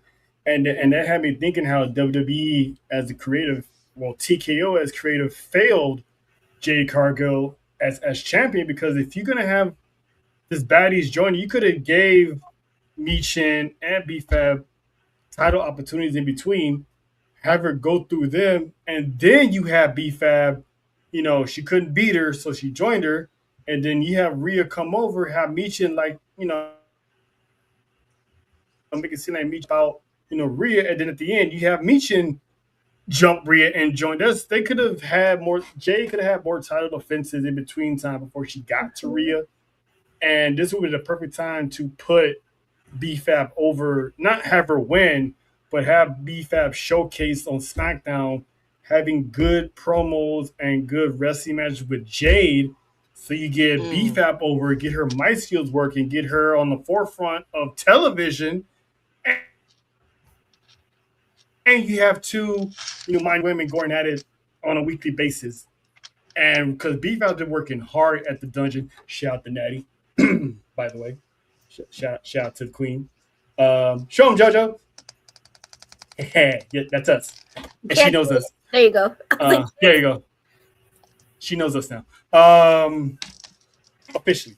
But yeah, you could have. Hold on. I gotta do this. Oh, you don't rub this in? You gonna make her hate you. You should have grabbed the booty. Yes. Well, I'm not gonna say, but I'm gonna say we may not have grabbed his, but he definitely grabbed his low places. Not that low, but low enough to be like. Does your hand go low? Does it wobble to the floor? Like anyway, so you know how JoJo was supposed to be the one to do the uppies, right? Well, I was right there in front of the tree, and the tree had his hands where they shouldn't have been. I got hands in places I never seen. You know what? I'm gonna just say this. Samoans are known to be touchy and friendly. That's all I'm gonna say. That's fine. Ain't that right? In my head, I'm over here like, sir, respectfully. My man's right there. I'm gonna tell you right now, if y'all was around Nia, I ain't got one.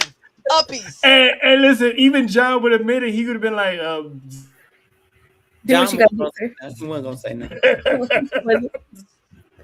I'm gonna tell you now, if Trail had been around Nia, I would have pushed his ass out the way and be like, uppies. Uppies, please.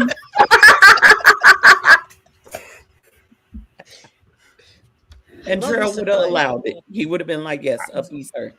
Let's just say John took on one the floor. What do you mean? He would have been like, click. Faith. John took one for the team for me and JoJo because we needed someone to go where JC was at. So he John took one for the team. I am so bothered by that man. I don't know how to fix it. It makes no sense. What I really needed was him and Tonga Loa to switch, and then we would have been happy. But they had to put the shorty closer and the two little tall ones on the side. Like I'm sure he's a sweet man. I really let that man live. I can't do it. He didn't ask to be there. He didn't ask to be there. Let the man do his job. He's just there so you don't. He's just there so you don't get fined. Took one for the team. He did. He's not Samoan. He's not Samoan. That's why when I said we're gonna be surrounded by Samoans and JC. But you know what? Polynesian means all. Poly means all. So I just. How you gonna leave it at? But your makeup needs to do a better job. That's all I'm saying. What match were we talking about again? The throuple. B-Fab. Oh yeah. So I honestly feel like I'm like I was not shocked, nor was I surprised that Rhea Ripley won. But I honestly feel like Jade should have retained. She would have benefited way more from it. If she had more title defense than between time with her that she lost, at least she was a legit dominant champion. But they didn't have nothing for her. It felt like they was banking on Bianca Belair to come back. And really, that was that was their only plan. And it's like, come on now. You have other storylines you could have created. You have other female wrestlers that could do something. And again, when they brought out the baddies, when they brought out Michin and B-Fab, I was like, all right, here we go. We got something. And then it's kind of like, okay, well, now what? She should have had a series of matches with Michin and then have B-Fab get a championship opportunity, have her look good in defeat. And then you're like, well, damn, I couldn't beat you, so let me just roll with you. Well, in a way, that's kind of what happened. The fact that but it wasn't long enough because they took him off the European tour, saying that Jade injured them. Well, technically, Michin was injured, but they just show up out of no, and I get that. Nowhere I get that. We didn't have that match. No, and I get that. That's why. But I'm just kind of like, again, now what? Because for me, if I'm Michin and B-Fab, I'm really going to be like, who are you now? You ain't shit without that title. She'll still beat their ass, though. Don't let it fool you. But I'm saying the whole reason for them being there with her was because she was champion. She ain't champion no more. So that's the end of the baddies. We got 2 seconds of it. I think they were banking on Bianca. Although I have to also believe that Bianca told them she was pregnant way before showing up at Mania. You still could have put them girls over before you got to Rhea. Here's 2 things that I could see happening with Jade and Michin and B-Fab now. Now that the Street Profits are back, I'm kind of curious. Are you going to put B-Fab back with the Street Profits and make them a complete wrestling faction where B-Fab is actually wrestling and not just mouthpiece? But here's what I can see them doing with Jay, because I have been hearing rumors of a draft happening next Monday and Friday. Oh, I thought they were stopping that. From what I hear, it could be possibly coming back. So my question then is, and as we see, it's already people moving because you got saying goodbye to EO, so on and so forth. You got Punk obviously letting you know when he comes back, he's going to SmackDown. Teasing, he's going, yup. So Jacob, Big Blood making the move. Jacob he was announced yesterday that he is officially a member of the Raw roster. I'm here for it. Which, listen, thank God, because when we get there, thank God. That's all I'm gonna say. Yeah. But I think with Jade, you could have her go after the Women's United States Championship. And you could keep B-Fab and Meecham with her if you're not going to put B-Fab on Raw with the Street Profits. Or you move Jade to Raw and have her go after Liv. Why not have B-Fab and Meecham go after the tag team titles? Why are they not in the tag team title picture? Thank you. They should have been in that months ago. They could have been the ones at WrestleMania. If the Bellas couldn't go, that's another tag team that was just stuck in there, just to. Yep. And they all could have had gold. And then come out and help Jay later. And the baddies all could have had gold. Can you see? You see how that works? You see how that It's crazy. I don't okay. understand. I don't understand. Rhea Ripley fan, go for it. Oh, you're talking to JoJo. Go ahead, Rhea Ripley fan, go for it. I can't yell no more. If I yell, it's gonna be bad. Here's what I want y'all to do. Go back to Sunday's watch along. Fast forward to the Rhea Ripley match, okay? And just watch it. Because at that point we finally got both cameras working. And all you see is JoJo go, yeah! We don't have to do that. We don't. She was flexing on them hoes. Like, oh my God, that hurt. Yeah, she was. She was like, that's how gets into something. She gets into like a real fan. You can't fake that. You can't. If anything, I didn't even care that Rhea Ripley won. I was watching JoJo the entire. I didn't even really watch the match. I was watching JoJo. And her reaction was everything I needed for that moment. Everything. It was the same reaction she had when the Usos won the tag team titles. And that video clip is on her. It was everything I needed and more. I think JoJo and Mimi may have been on the same wavelength. Because Mimi was on live with us, and I ain't never seen Mimi. Oh, yeah, Mimi was happy. I ain't never seen her body do the things. She was doing the boom, bum, bump. Stella still has some moves. Listen, I think. Ooh, that hurt. All that, yeah. That growl hurt. See? You need to stop. I was gonna say something, but I'm gonna wait till we off camera. I'm not gonna say it on. I'm not gonna wait till we off camera. It wasn't because of the screaming only.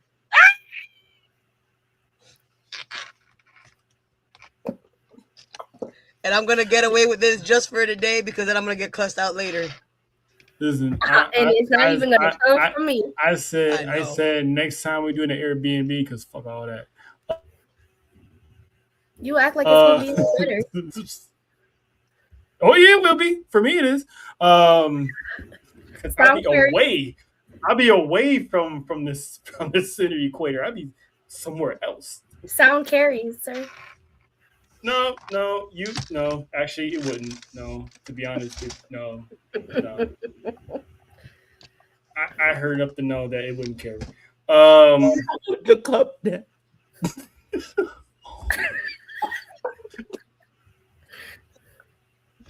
Goes in there with the hair whip. Y'all was wrestling. No whips needed. Y'all was wrestling. Only one was. Yes, it was great. Only one was. From what I heard. Uh-oh.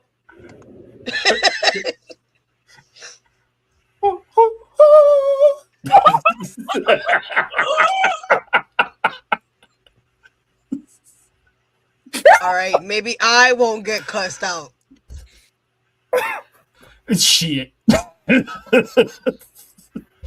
Listen, we still got night 2 to cover here. All right. So Swap meet Sammy, Trick Willie. It was the night of the minorities because everybody got the the culture stood tall Sunday night. Oh my God. Not the night of minorities, And though. Oh, shit. Lil Yachty played his part and wasn't a huge factor in that match, and he still played his part as he should have played it. And Trick Williams is the new United States champion. Just like Whoop that trick. Whoop that trick. Faith, your thoughts on the long toilet paper fur coat that man that man had. I'm like, I know everybody was calling it a CVS receipt, but when I saw it, I immediately thought about Quilted Northern. I immediately thought about Cottonelle. You know that good toilet paper that I can't afford because it's $37 for 3 rolls. You know, the Costco toilet paper. You know what I'm saying? First off, I knew that entrance was gonna be elaborate, and it was. I did not like the whole Yachty thing and the fuzzy Louis Vuitton fanny pack booty bag. I wasn't here for that. I just wasn't. I'm being honest. I wasn't here for it. I, along with many others, believe Booker T would have been a better choice to bring out Trick. Just saying. Am I glad he won? Hell yeah. Although I laughed, yes, it was the night of the minorities, and I'm glad that Trick Willie, Big Trick Willie, is our new United States champion, and I'm so glad. And our girl Lash was happy because she was twerking on him. She was twerking on the post show. They probably he was like, "Whoa, hey, I'm still at work." Probably was doing the pre-show too. But I'm so glad that they took that belt off Samuelson with his little manipulative ass. It shouldn't even been on him in the first place. Shouldn't have been on him in the first place. It should have been Carmelo and Trick. Count your dusty days to this company, because you could have had a wonderful moment if you had put Melo in that match. You could have still put the belt on Trick, but it could have been something wonderful and beautiful, but you ruined it. I think it did what it needed to do. The right choice was made. Sammy, turn heel. A real heel this time, Sammy. A real heel. Welcome to the dark side. Sympathy. We ain't just gone over there with Darth Vader and them because we sick of you. Dun dun dun dun dun dun dun dun dun. I'm saying that man is Arabic. He is not. He's from Syria. Yep, there's a difference. And then this one was very, very close to home for Nessa. We had Dominic Mysterio coming out in a beautiful, beautiful throne. I'm not gonna lie to you, that was a dope ass entrance. My heart, and again, my love for Dominic Mysterio is way more than I am a fan all day since day one, and the fact even Charles pointed out. From his first WrestleMania entrance to now. Like, that man came out in a fucking Aztec throne. Yep. And that one was for the culture, for real. Yep. Representation is everything, and I loved it. Absolutely. I loved every bit of it. And then we won, Faith and JoJo and Dora. We won after a year. After a year of putting it out into the universe, being disappointed, and disappointed, and disappointed, and disappointed, they freed the demon.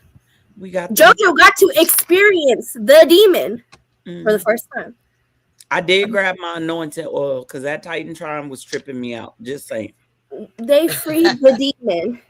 And then he freed the thighs, and we got the man. Say it again, Nessa. He freed the thighs, and we got man panties.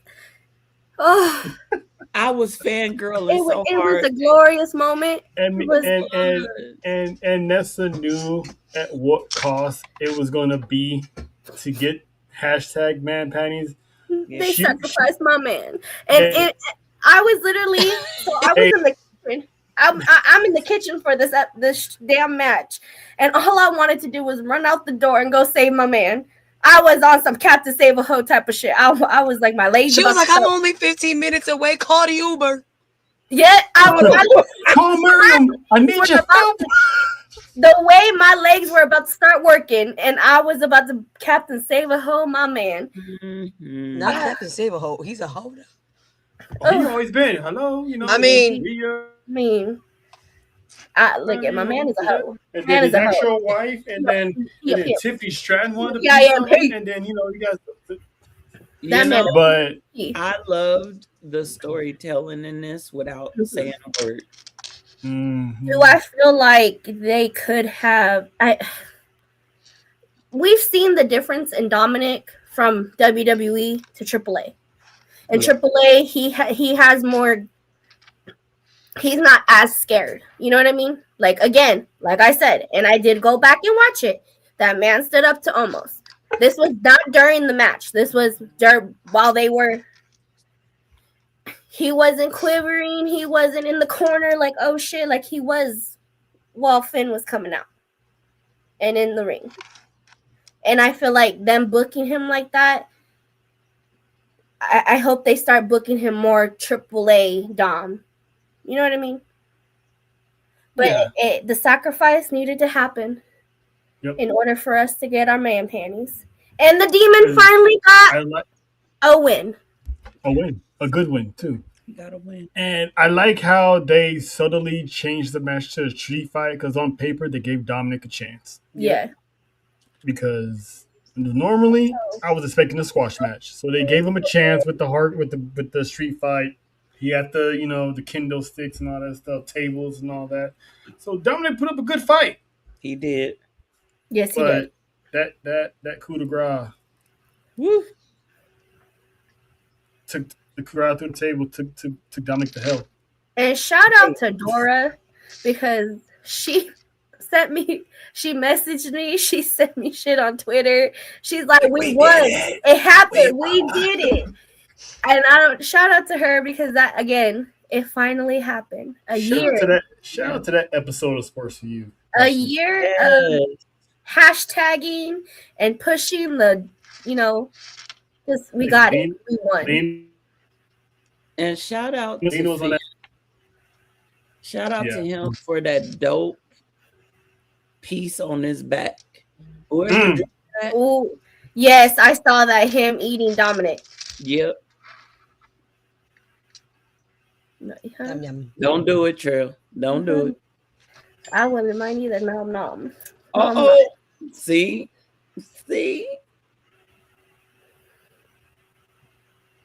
I wouldn't know my son do something like.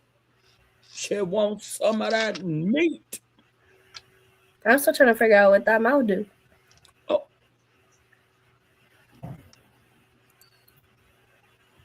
I was gonna say something, but I ain't gonna say it.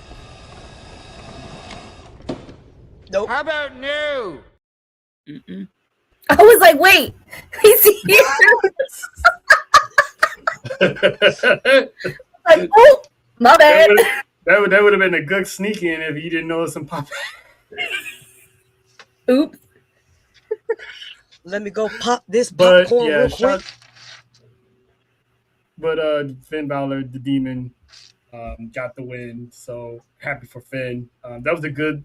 They finally probably closed the chapters on that. I'm pretty sure Dominic's gonna get another match with Finn, but it's actually gonna be actual Finn versus Dominic, where Dominic gets the win. But so we're getting the old Finn Balor back. So yeah, so he's gonna get the win probably at Backlash. They definitely run that. Yeah, and he's gonna be like, no Demon this time. Well, Dominic said in that same backstage segment with Jackie Redmond, he said the contract said Finn Balor. It didn't say the Demon. So they definitely gonna run it back. Mm-hmm. which I think they should have had Finn, regular Finn, and Dominic, and then Backlash you get the Demon. But I get it, it's WrestleMania, so I'm not gonna. Although I saw a theory on Lion Trail, and I think it would pique everybody here's interest. What if at Backlash they had Dom and Liv go up against the Demon and you saw it too? You saw it too? Yes. Oh, but then I'm talking about Stephanie Vararker. Yeah, but that means Dom will have to lose again. Hey, I'm not mad at that, but I'm just saying. To see you're not gonna have the Stephanie, I take it. I would definitely love to see that. I would love to see that. Maybe they should have did that at Mania. And you know what? You could make it winner take all. They did it with Seth and Becky versus. Yeah, but Dominic doesn't have a WWE championship to defend. They're not gonna. They're not gonna give the AAA to Finn Balor. No, you don't have to pull that trigger, but I'm just WWE or AAA. Undertaker. Yeah. You hear? Listen, I need you to listen to me real quick, please. He ain't got that stroke in the main roster. He just got stroke. No. You can't let me say what I'm about to say. Undertaker. That means power, JoJo, not that kind of stroke. Undertaker. I need you to listen, okay? We have it set right here. The mixed tag titles. And Dominic and Liv versus Iguana and Lola Vice. Okay? Hey. Lola? I'll be down for that. I need AI clip. I'll be down for that. Undertaker. I'll be down for that. Dominic and Liv versus Lola and Mr. Iguana. Please. I'd be down for that. Just for shits and giggles. And that way, like, let's say that Iguana somehow winds up getting a shot at the Mega Championship out of this. I'm all for it. Please. Let's do it. I'm all for it. Book it. You hear me, Undertaker? Please. Por favor. Book that. You don't be a dead man walking. Listen to La Madrina.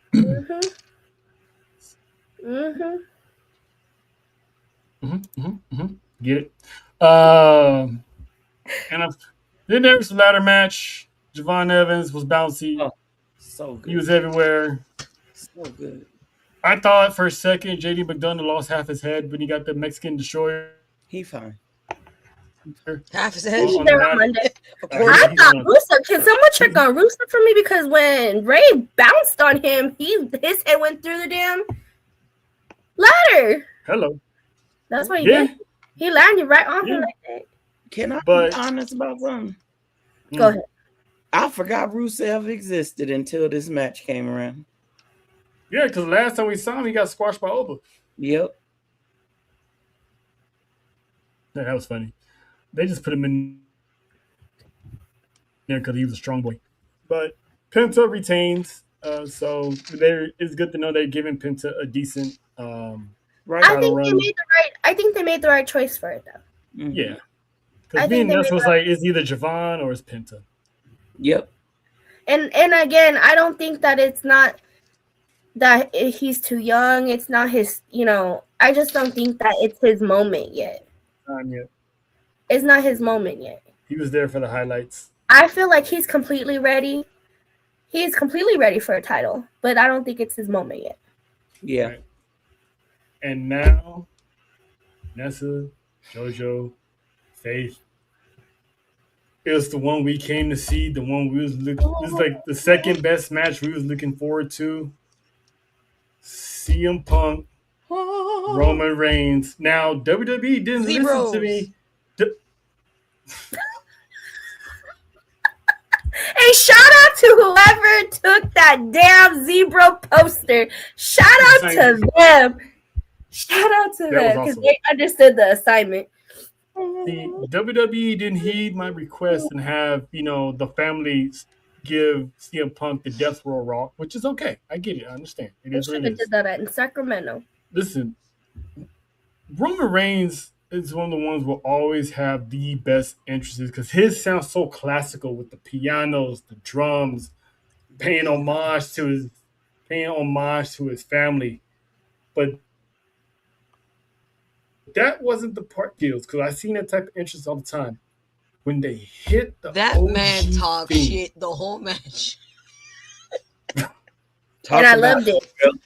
I loved it. And I with loved a grin on his face. Listen.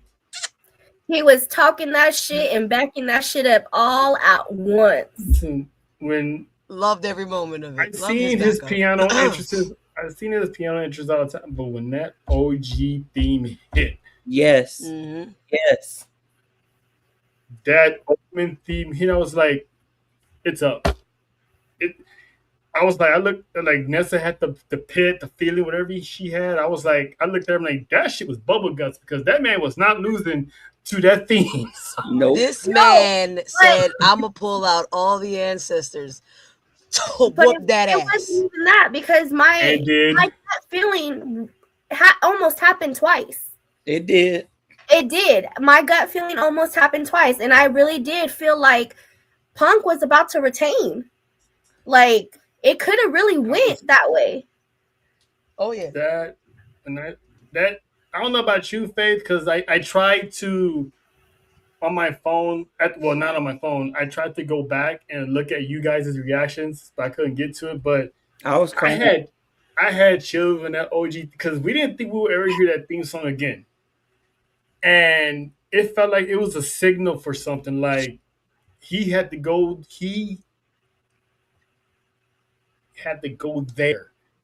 And when that thing played, I was like, yeah, this is we go. And he when the way he walked out, it was like, yeah, y'all Punk's in trouble. So do y'all remember Gold Glove Roman? Mm-hmm.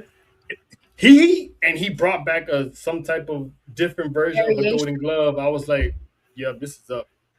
So a couple things about his entrance. Of course, we nice shoes the homage to his dad, to his uncle, the homage to Peter Maivia, his brother. But everybody was so focused on the inner panels of his entrance, they weren't paying attention to the pillars or the outside panels. Because the outside panels had Rikishi, it had Umaga, it had Yokozuna. I believe even the Usos were up there. And then Lauren, shout out to Lauren, went back and made us realize that on the pillars, written in the middle, it said Dad. Like on one of the pillars, it was Dad, and I don't know what was on the other one. Because to Roman, that's the foundation of the family for him, right? Mm-hmm. And he reminded Punk when he did that Samoan drop, like, my daddy did that. I'm gonna put you outside. He didn't say that part, but but he did. Also, but he did. You did put him outside. You did put him outside. Also, the drums were significant because that's very much part of a lot of cultures are the drums. We know in the African culture, drums are highly significant. They represent heartbeat. They represent domination. It represents a warning. When people go into battle, into wars, they play the drums. Them drummers be on the front lines. You know what I'm saying? I knew he wasn't losing. Me neither, but that solidified it. That solidified it, though. And I don't know if people caught this. What theme were they playing when he won?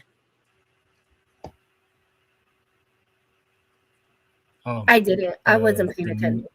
They played his current theme. So they played the OG when he came in and played the current one when he left. I wasn't paying attention. We were they screaming probably. But they fixed it on Monday though. We got what we needed to get. Listen. This match was perfect. This match. Oh, hello, James. This here. It felt so good to see this again. No, it don't. I'm not gonna lie, and I don't care. But right now, I'm not even paying attention to the middle and to the side. Talk about it. Jay Uso looks fine as fuck in this photo in that entire segment. And for those of y'all talking shit about why is his jersey backwards, y'all really young. Y'all don't know what's up.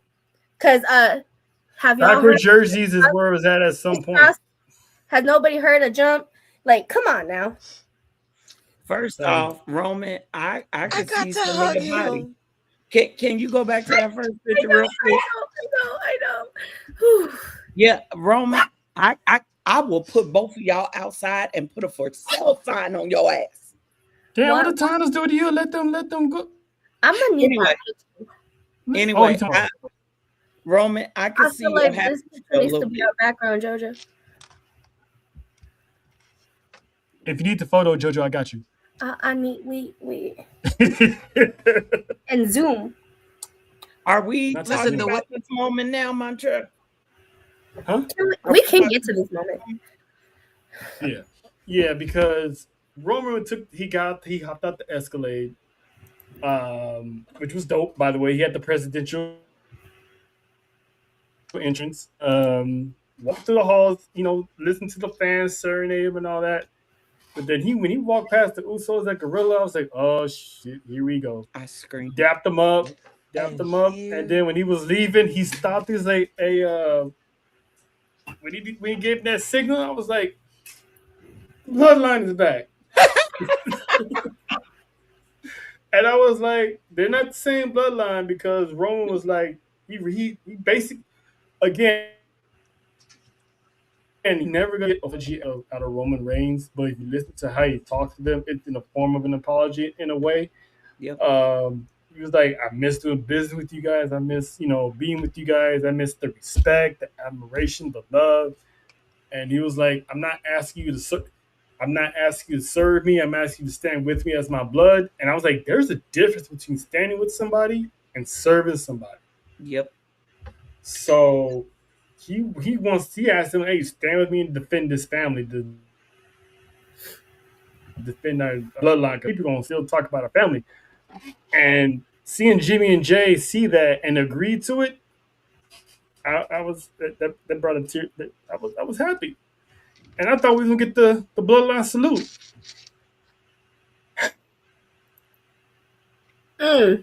God dang.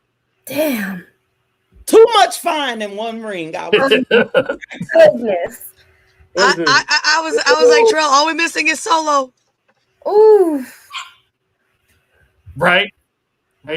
For now. When I heard the Jacob's music, I was like, oh shit. I'm like, he's not coming out here to join the bloodline already. I know that for a fact. No.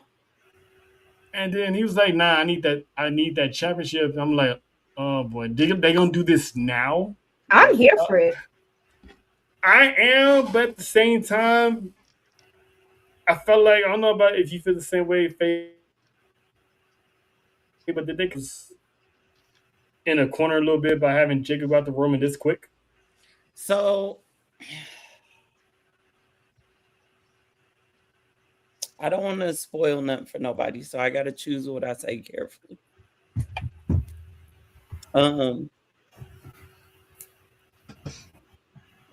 I don't think it's too soon, because I know Jacob's gonna hold that title one day. But Jacob said he needs better for his family. He wants the perks. He wants the perks that the tribal chief got, right? Well, we saw Jimmy and Jay get those perks, right? Mm-hmm. And Roman told Jacob, I want that for you too. All right. Before we dive into it, the Caribbean one has to go night-night, but let's talk about your WrestleMania experience. Mm. What was your favorite moments? What stood out to you, and how did you enjoy your first WWE WrestleMania event ever? I'm sorry, what were my favorite moments? You had a lot of moments. You had a lot of got all 440s. night. I got to meet Jay twice. You gotta pick one. I got to touch Solo, Mr. Fatu. I got to see AJ walk right the hell right by it. It's just all right. WrestleMania, as much as everybody was like, it sucks for the first night. I can't believe you went. For a first timer, I had it. Damn. Rocking the Stephanie by if you saw the video, you know. Mm-hmm. And welcome to the belt collectors. So, right? I had so much fun. I got to meet not only some of my favorite wrestlers, I got to meet some of my favorite content creators. Shout out to Black Arrow. I got a new friend. Shout out to Big C. Shout out to the BT Jobbers. And shout out to Rhodesia. Yes. We got to meet That's Effing Wrestling. That was the highlight of me and John's night. I was so happy that I finally got to meet them. We had them on our shows multiple times, and it's like we finally got to meet them. And then, of course, man. Shout out to Natty. That was the highlight. That was awesome. That was awesome. I mean, because we just took over as pie, but she is dangerous as hell. Listen, I got her to say Bloodsport Natty. She was like, Bloodsport Natty is crazy. I'm like, well, ma'am, I mean, do we need to roll back the film? I'm busting but this blood. WrestleMania was awesome. Was awesome. Yeah, we kept the promise that she was going to get there, and you know there was some trial tribulations and a little doubt in there, you know, sprinkling in there a little bit, but you know, the girl pulled through, and Fab Four took over Vegas, and we took over Vegas in style. We had people putting names to faces. We took photos with Tommy Dreamer, and then me and John, we spotted Carly Armstrong just chilling at WWE World with the Fam Bam. That's it. So we took pictures of her, and now Natty follows us now. And that's another thing I forgot too. And shout out to Nessa's dad, Hawk, being the happiest kid alive.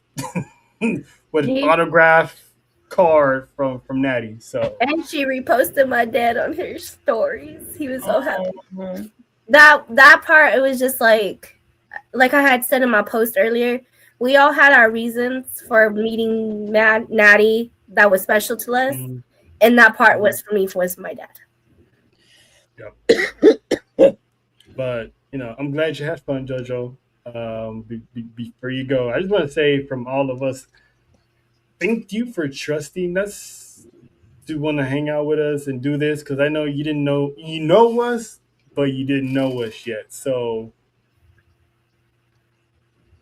and honestly, it was like I've already known y'all my whole life. Yeah. I have fun. Play fought with this one who decided that he wanted to take his 6 foot something and try to tackle a 5'1" little girl. The hell? And did. And then me and Nessa, you know, all over the place. And shout out to John, who endured so much crap between me and Nessa from day one. Oh, I don't. Do I have it?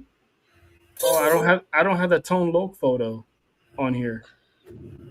Oh, I don't have the Tone Loc photo. The one of John? Yeah, when he had the Tejanos on He had one on each arm. Just had the Lokes on. He's just like, this is what we do. Click. Yeah. Yep. We made a promise to him that we were going to mess with him so bad. We kept it. That was a lot of promises kept. That was a lot of promises kept. I mean, we got the Tejanas of WrestleMania, and they promised some hell, and we all delivered.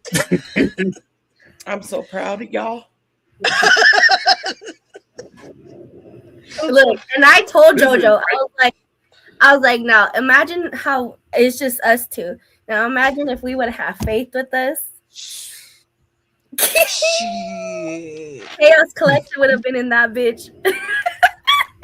And it's like it was a good. John, I got one. I gotta press a button.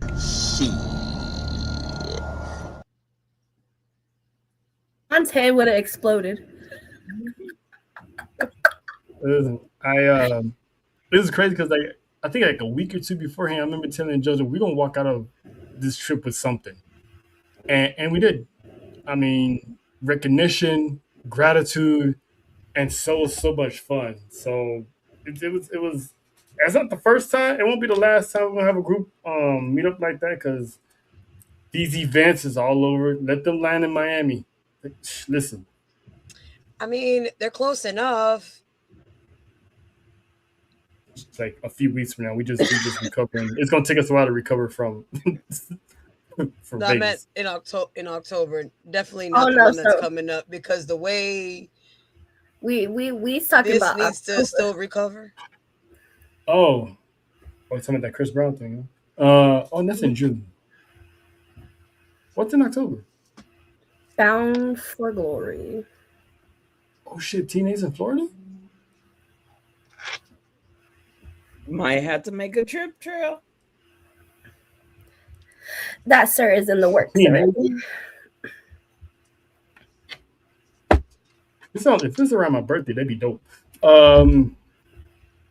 But yeah, it was fun. We had fun. So I just wanted to just give you a shout out because listen, this woman did a 440 almost every day. She was chasing somebody every day. Chased Dom, chased Jay twice. As she should. And did. The only one that got away. The only one that got away was Stephanie Baker. No, there was two. Who got away? Who else got away? I could have seen the ruler. Oh yeah, yeah, but you wasn't chasing him. You just happened to miss him. That's the difference. So if I knew that he was there when I heard that song, the way I would have down them stairs, you would have caught him. You damn right. I would have been like, a piece. She missed Stephanie, but I was right there with her. Me and John were right there with her. Yeah, because we were in line for something else, and then we got the call. Yo, Stephanie. I'm like, hey, we was talking to your friend, and John texted me like, yo, Stephanie's over here, blah blah blah. I'm like, shoot. Listen, I ain't trying to be rude and break this up, but Stephanie she's like, over where? The UFC thing. Where's that at? Over there. Hey girl, I'm gonna have to talk to you later. Shoom. That girl was gone. You saw nothing but a backpack. It was the same thing with Mr. Jey Uso. Forget it. Oh, John texted me that he's over there. Who? Jey Uso. I'll be right back. All you saw was a backpack. Listen, I'm so proud of you. Let me tell you something, Faith. I'm so proud of you. She even ran to Jada Parker. Yeah, she did. I got more than just. I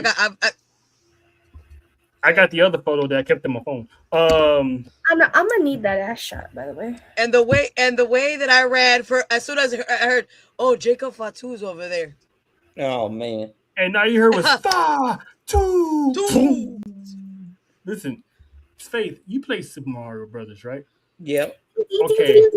You remember when? when Mario's the star and he goes, look, that was JoJo. She was like, I'm like, damn, she would have fell with her. Whole weekend. Was the pain worth it?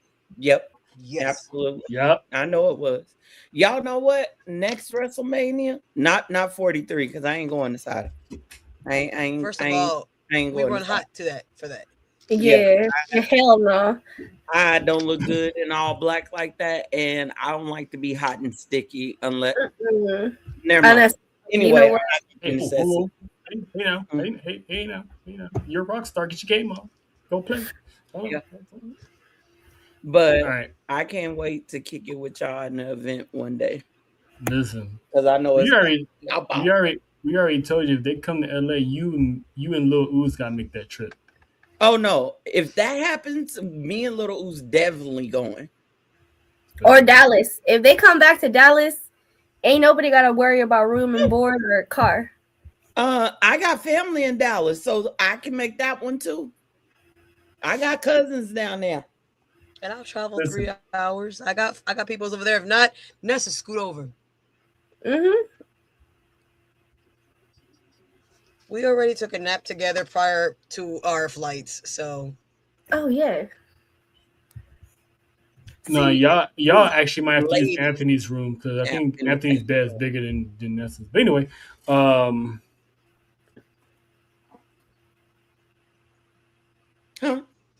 listen. The Rose Gang compound is we fit figured out. Oh, okay. Well, we love you, JoJo. We love you, JoJo. We glad we was able to give you the WrestleMania experience, and it's only up for here for the brand. So come on, tell somebody. So, but wish you good nights. Get some rest because you got some donations to so you gonna need all your energy. But love you. Bye guys. And that is the Caribbean one, Mrs. JoJo. We love her. Here, now, forever, together. You still You're stupid as fuck. Yeah. Oh my Lord. But it's the truth. It is. Now, so back to everything that's happened in WrestleMania. So Oba came out post-show and basically said the Tribal Chief can get this work. Roman Reigns was like, "Then you can kill me. Well, let's see what you do during the summer." Because he was like, "We're gonna kill that part-time rumors because y'all gonna see me all summer long." He said, "Prepare to be sick of me." Summer of the Tribal Chief. Now I ask you, is this coming up? Nope. Too soon. Is it a big mistake if they book Obafemi versus Roman Reigns right now? Yep. Because he said, "Let me see what you do through the summer." So you still got the possibility of Gunther maybe challenging Roman Reigns for the championship, which I would love to see Roman Reigns and Gunther because Roman Reigns can beat Gunther. Unfortunately. I think that's the favor that Paul's going to give Gunther, that he's going to pull some strings and get him a World Heavyweight Championship match. Yep. It's the same favor that he gave Punk. He wants a championship match. And Gunther did his job. The favor was Brock. Brock was the favor. Well, Brock's gone now. And people are like, "Oh, well, Brock can come back as something." Like, no, man, the man took off his gear. Matter of fact, he did this. He's done. He threw up. Yes, that means this is unscripted. Yep. I'm done. Shout out to that little boy in the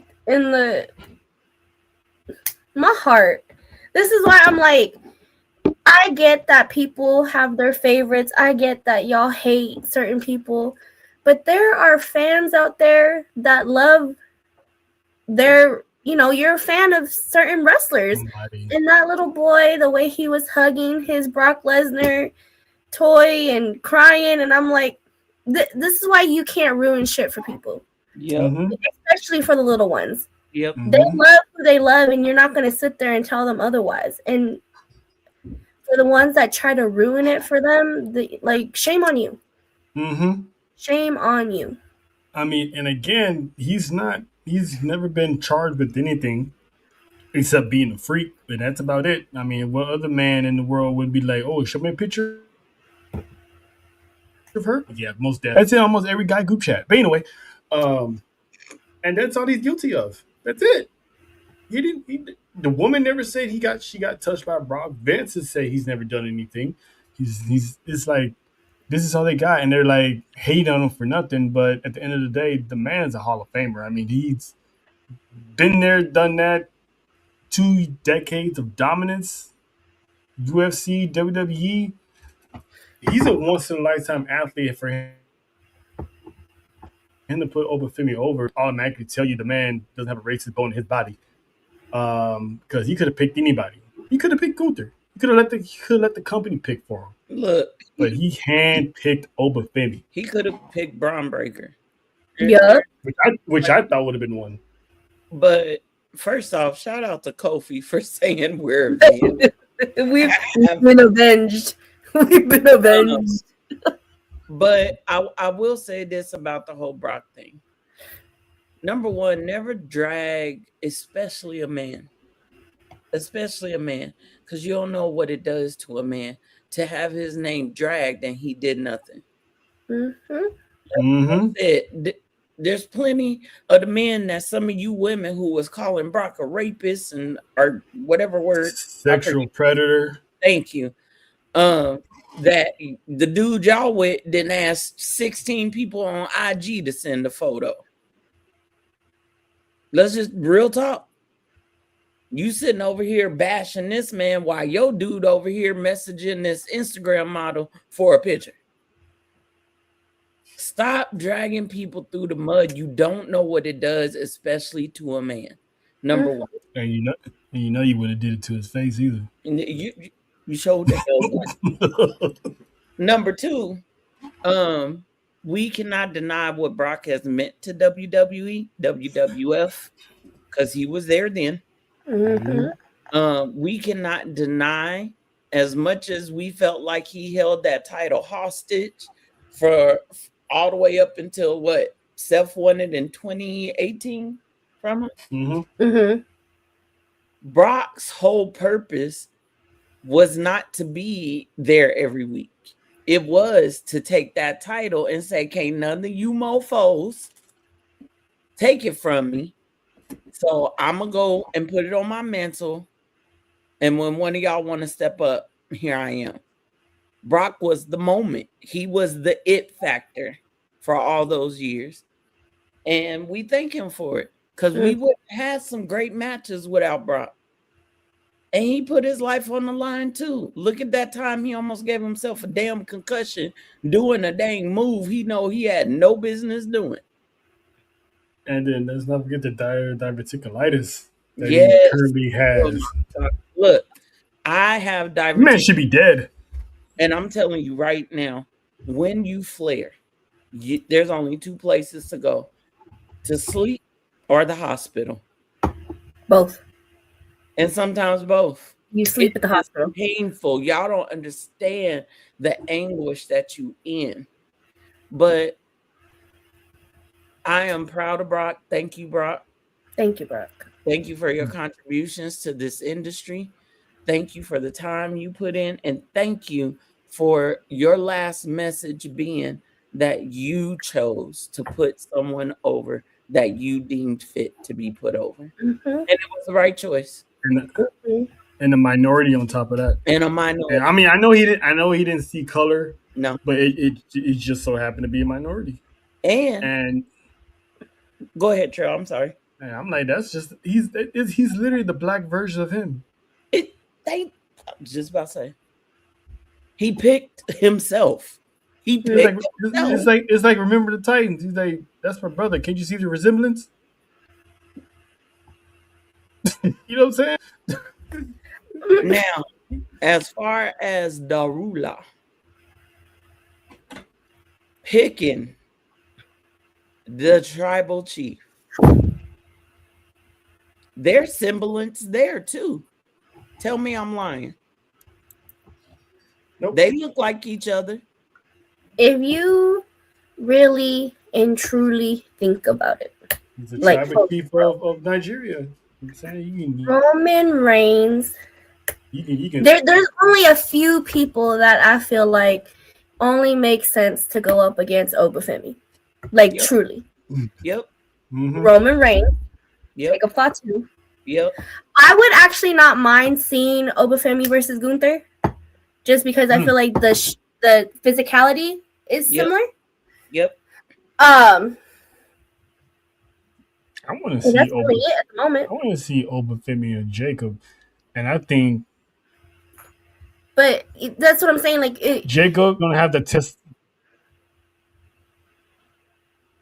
Go ahead.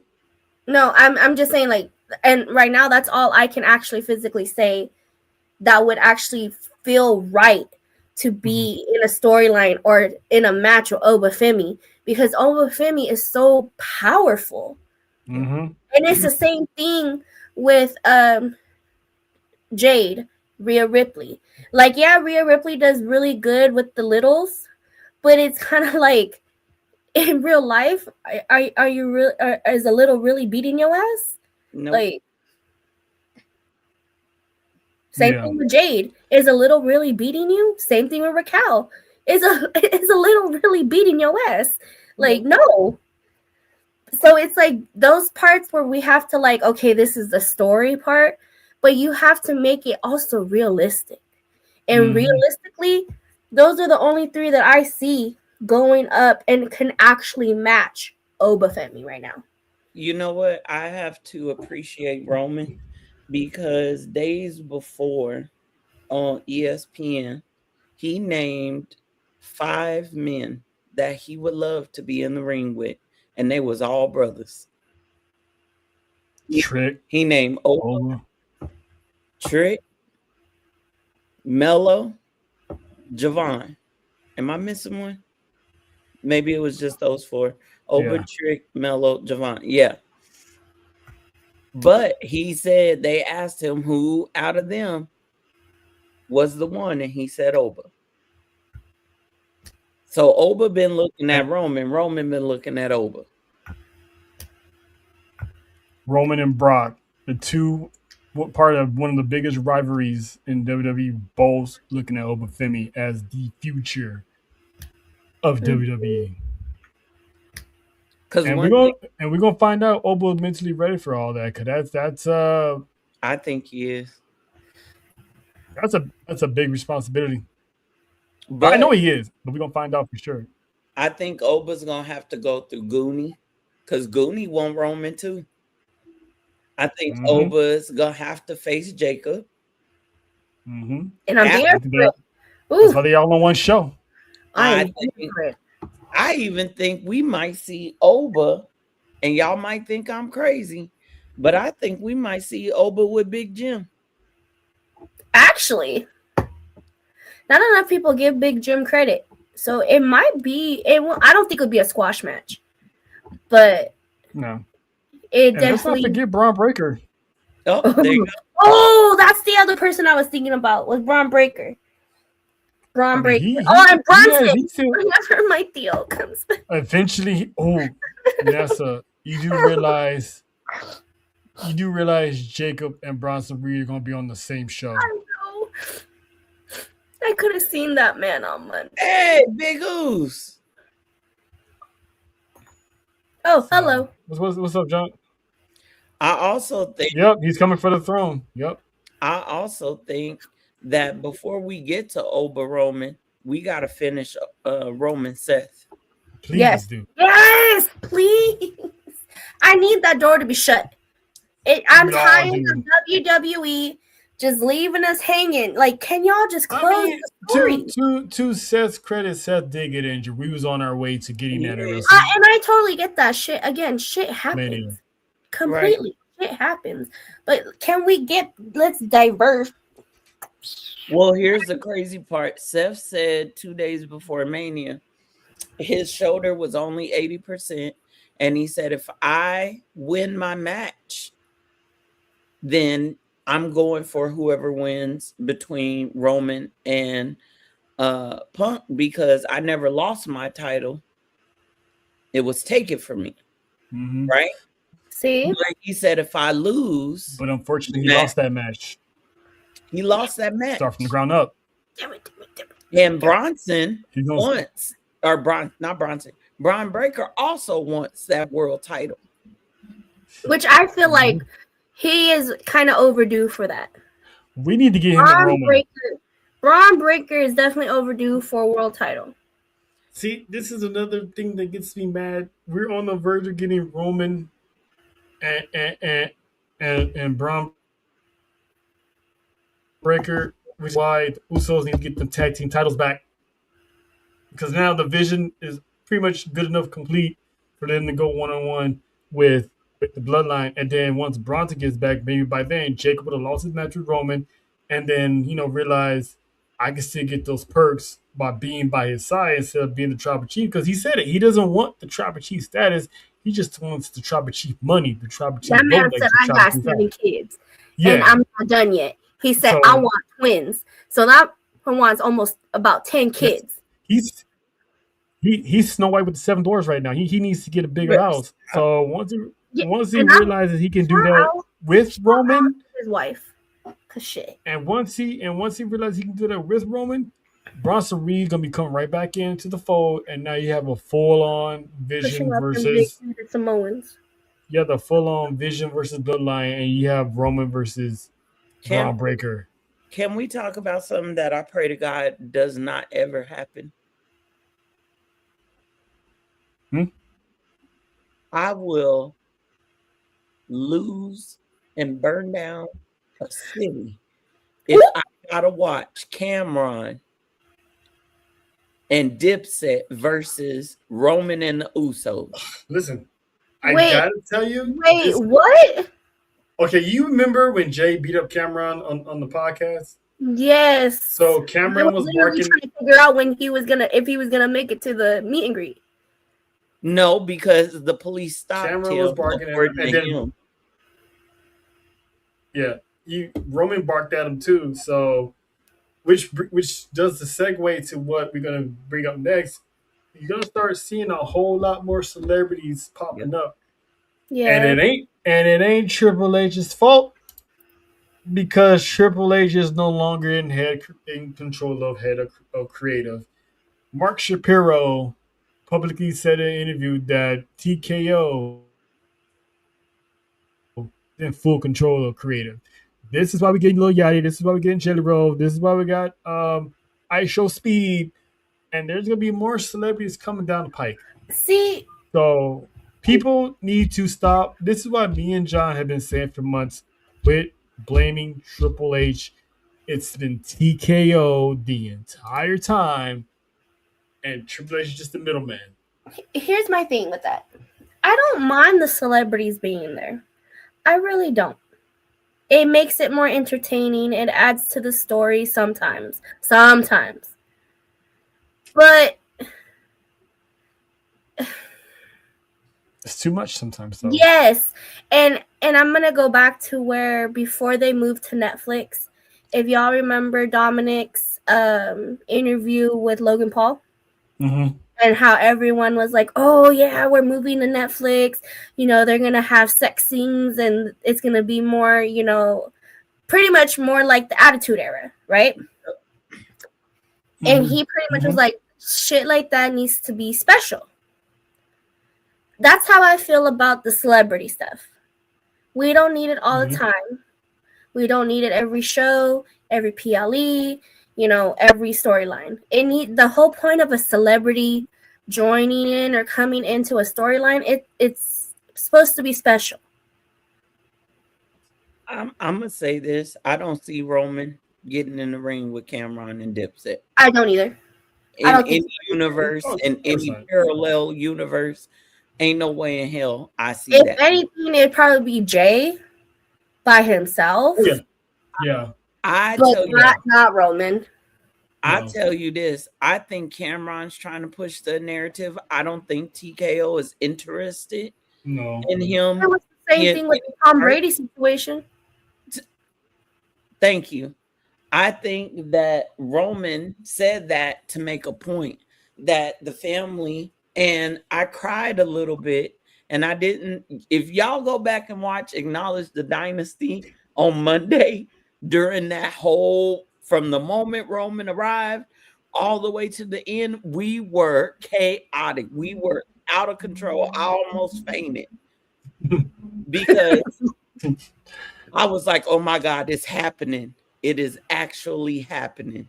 And we talked about it for months. We warned people it was happening. And so I'm not worried about Cameron. I think he's the one pushing the narrative.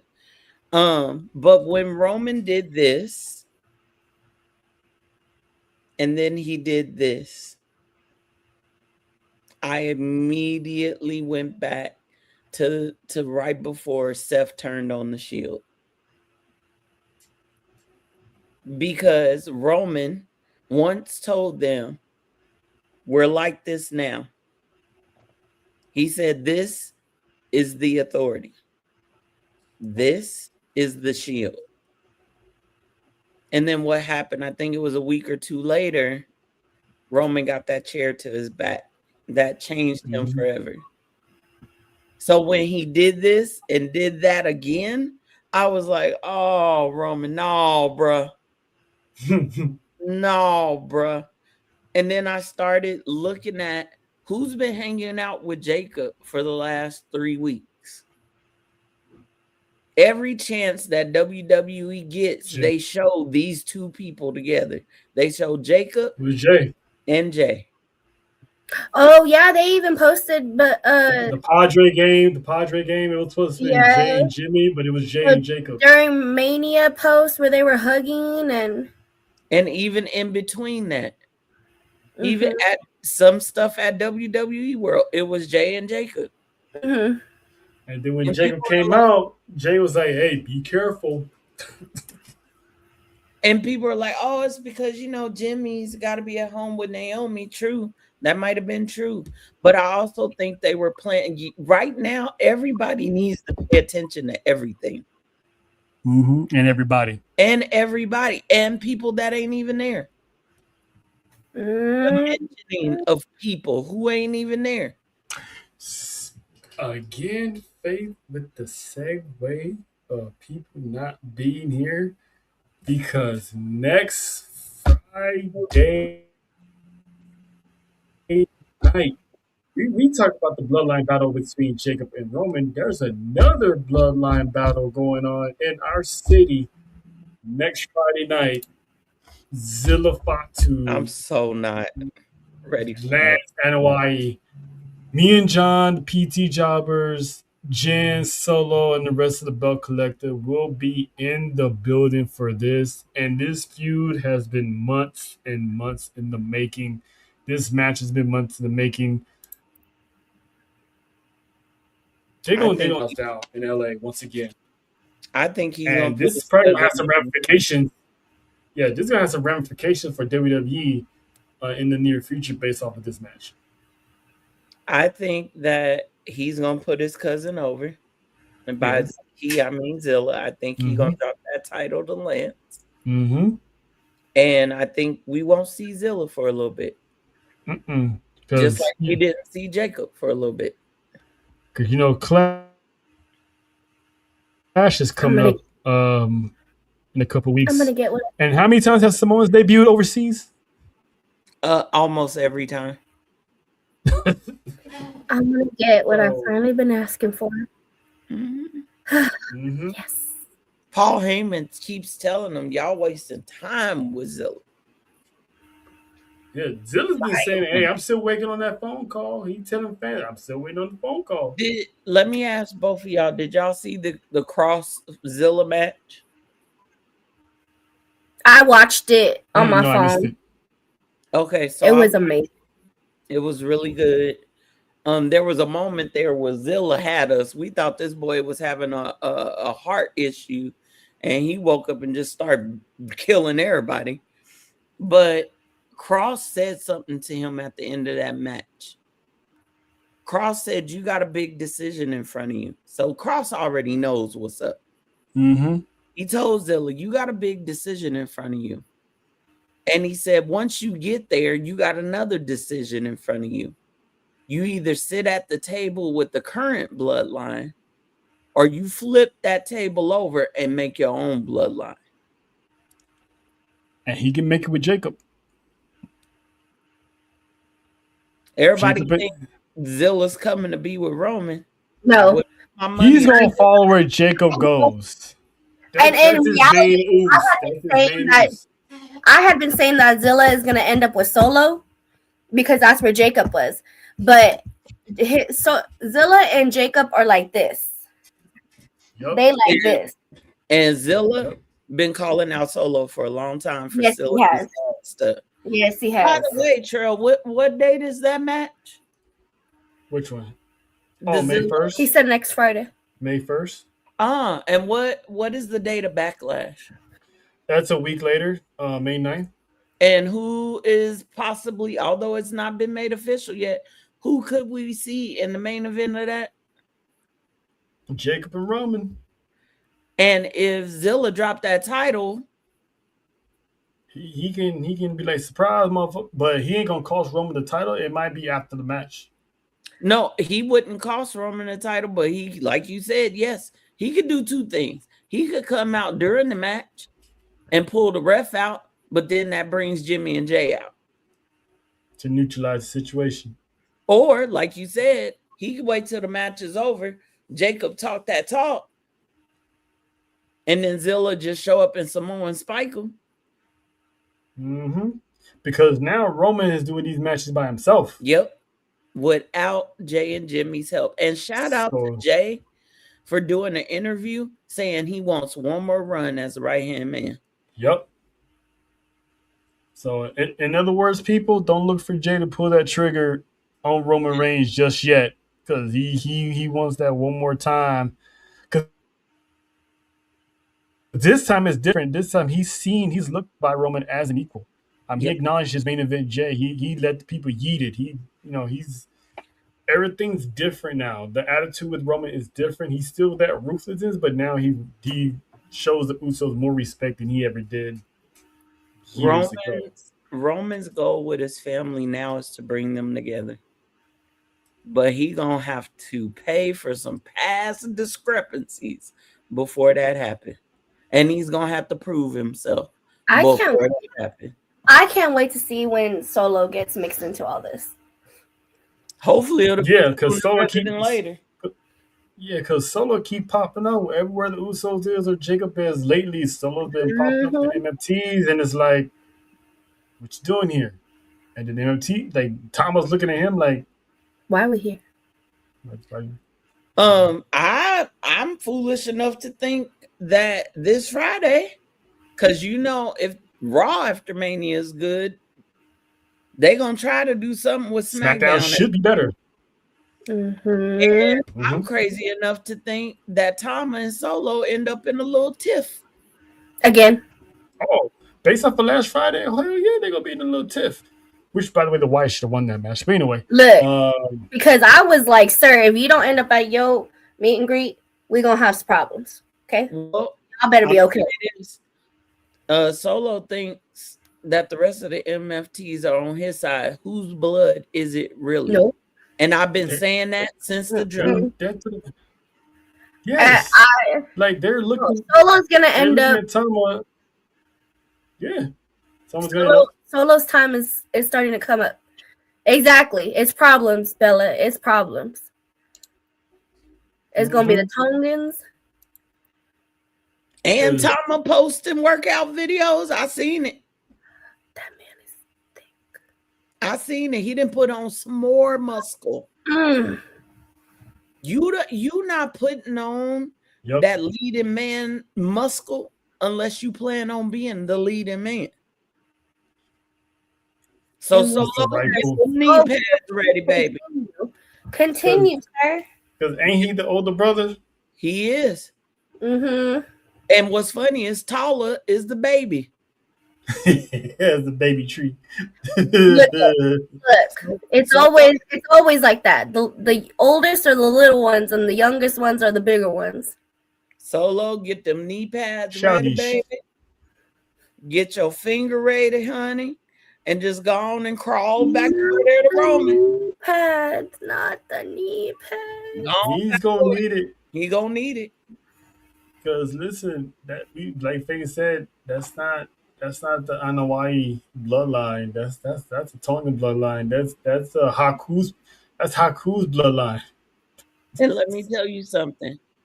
Haku's bloodline, I think, is more loyal to each other.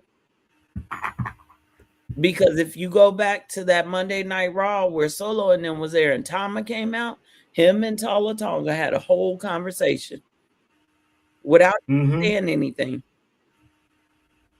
So Solo, he's gonna be like, and Solo about to get dropped. Yep. All right, before we get up out of here, let's get to This is what we doing. We doing this. What we doing? I made this song. You like it or what? How about new?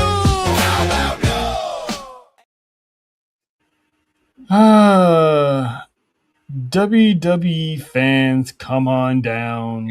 Come on down. Because y'all have been on some weirdo stuff the entire WrestleMania week to the point that let's get that hand. Let's start with Cora Jade.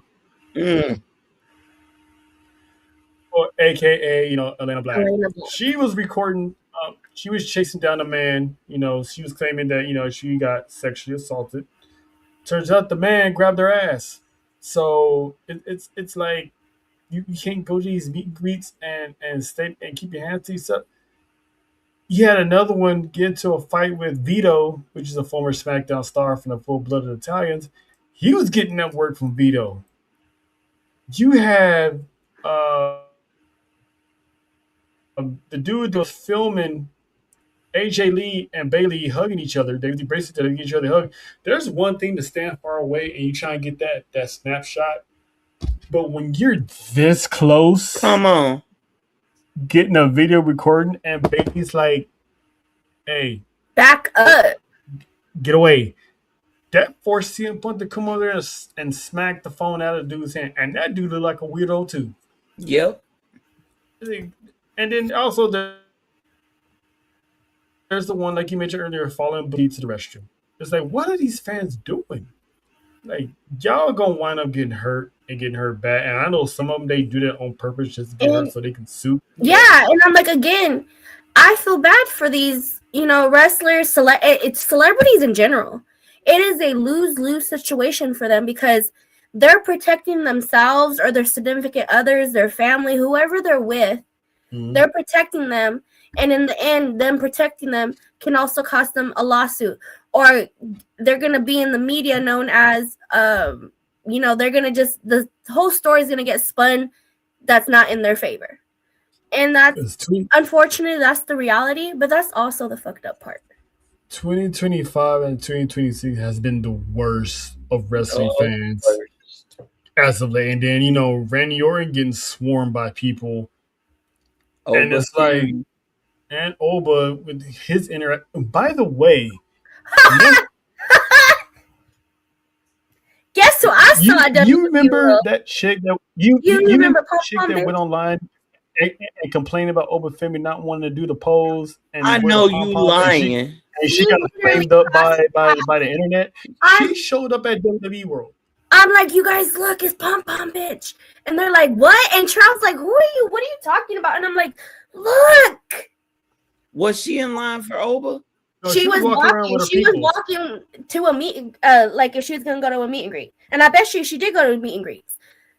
But she was with her damn pom pom. Listen, if I knew who she was, when Nessa pointed out, I would have been like, "Oh, Bob." Yeah, he was like, "Who are you talking about?" And I'm like, "Look." It wasn't until she was around the corner and Nessa explained. I'm like, "Oh yeah." Yeah, I'm like, wow. I think you picked the right. Is this what we doing? Because that was the same thought I had. Unfortunately, these big events, these big wrestling events, and all weekend events like WWE World, it is an amusement park for the gross of society. It is an amusement park for pedos.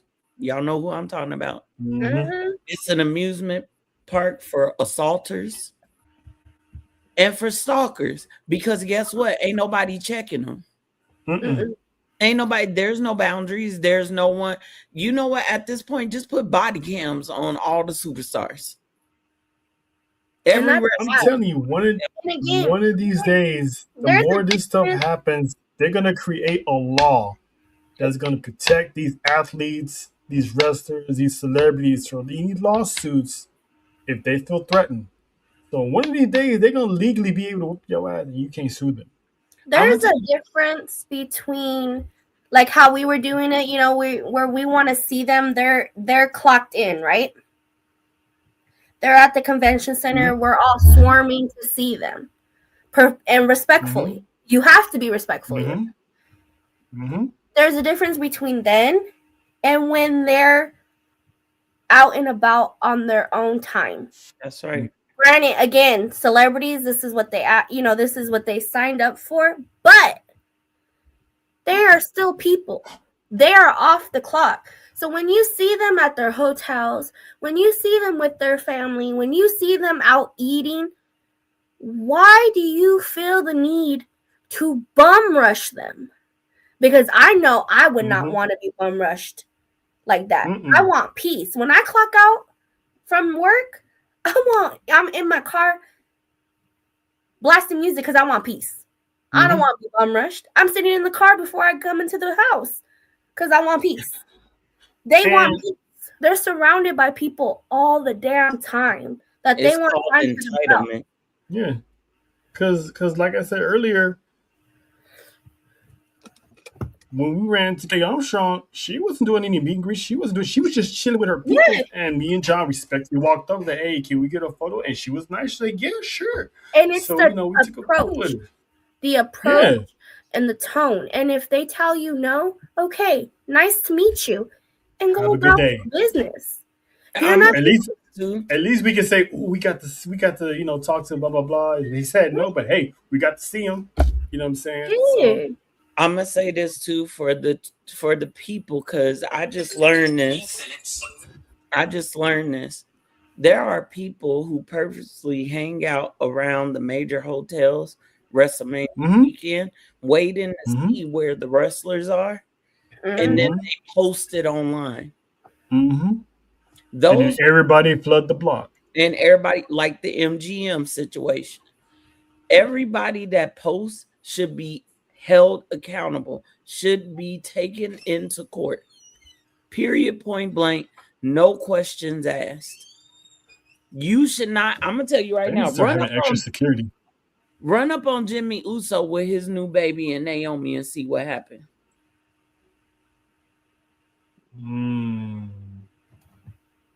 And when Bianca was walking along the side of the ramp to go to the back, people were reaching out to touch her belly. Why?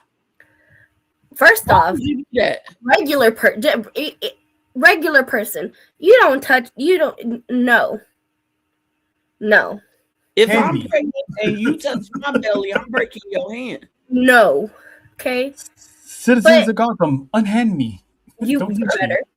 You better. But my thing is, again, like, and the Angel had said this earlier, and it's unfortunate because people need common sense. You need to think, and again, put yourself in their shoes.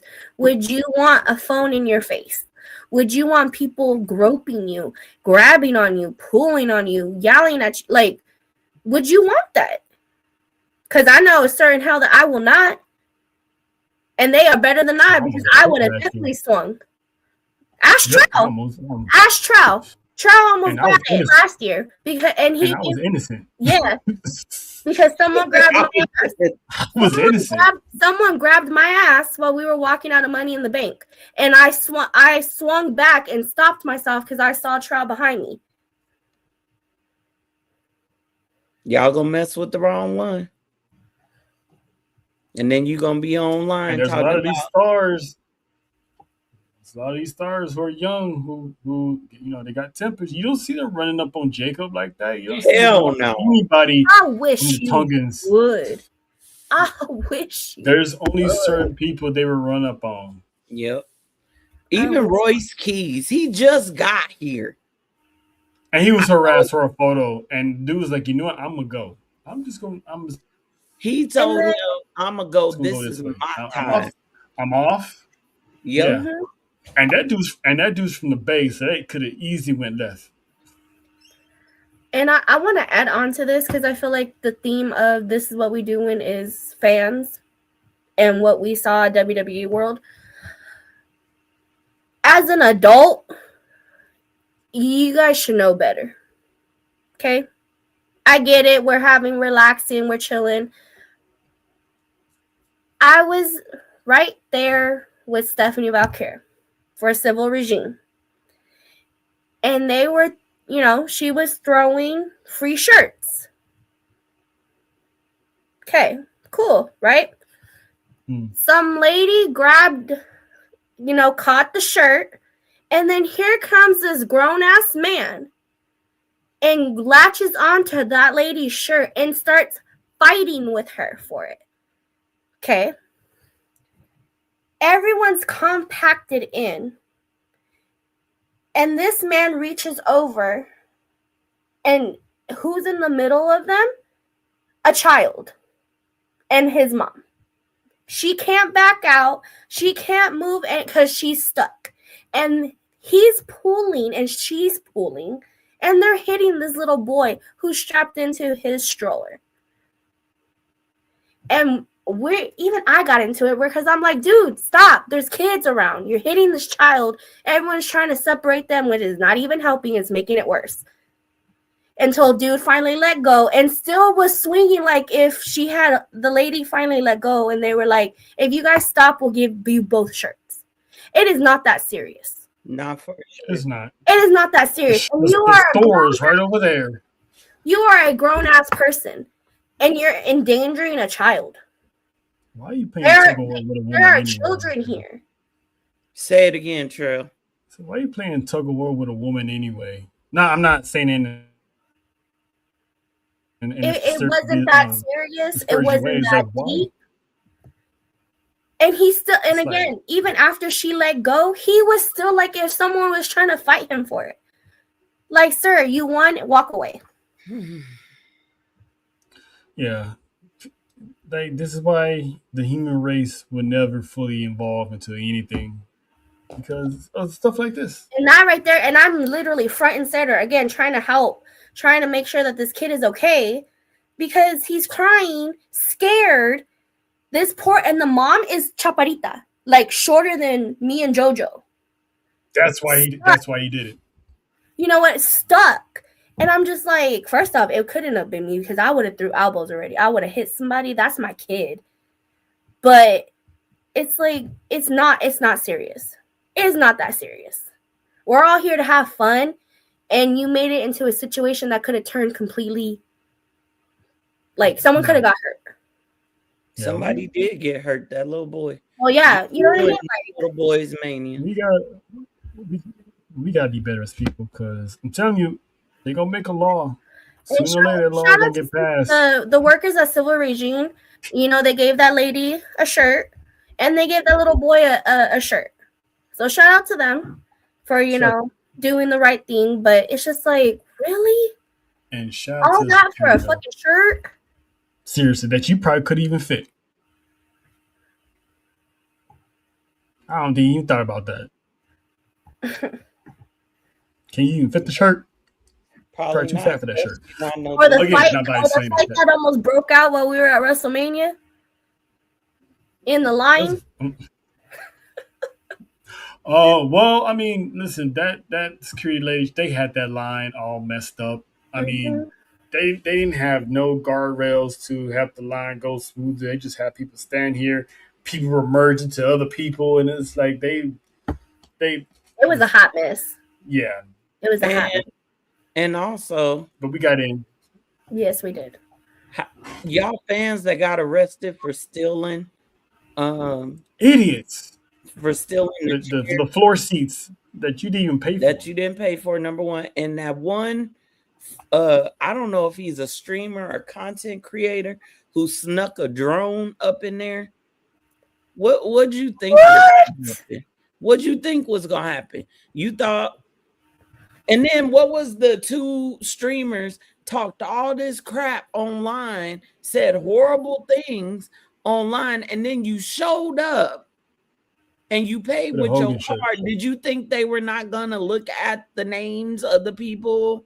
And then they were trying to talk shit online, talking about WWE is highway robbery.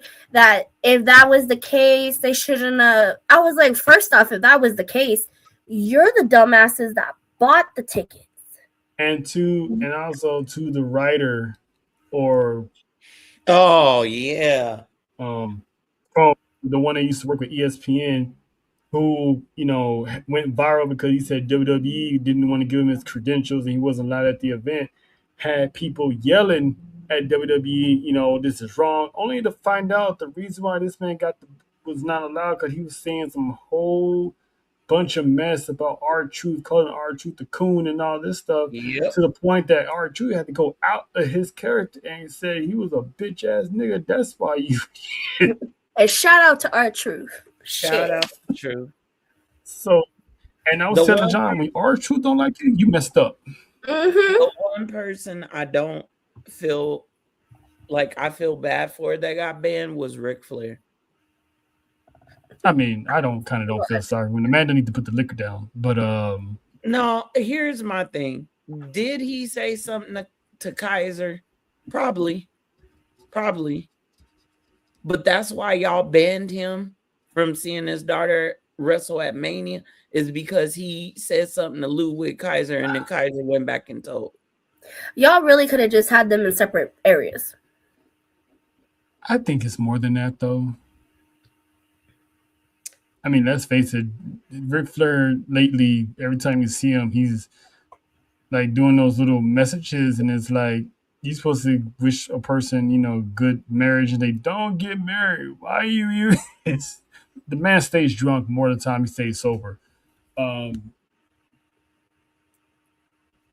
was just it's so much as much fun as we had. The stupidity that we saw was like, wow.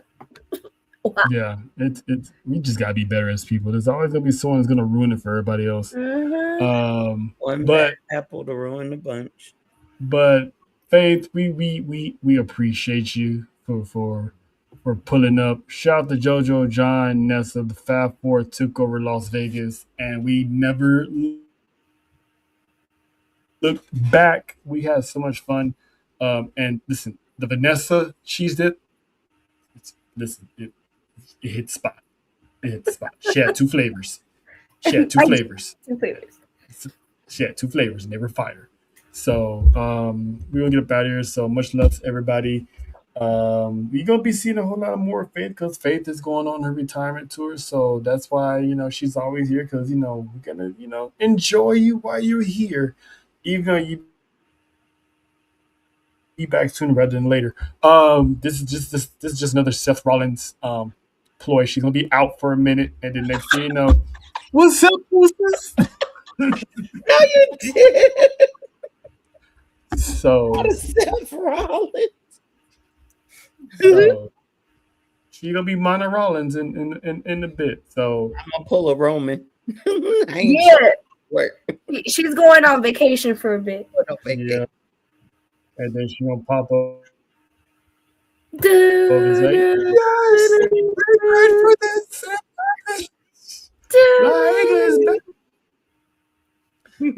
yeah, we're gonna Tribal War Zone will be back on Monday. We did take a week off because listen, we was having some fun.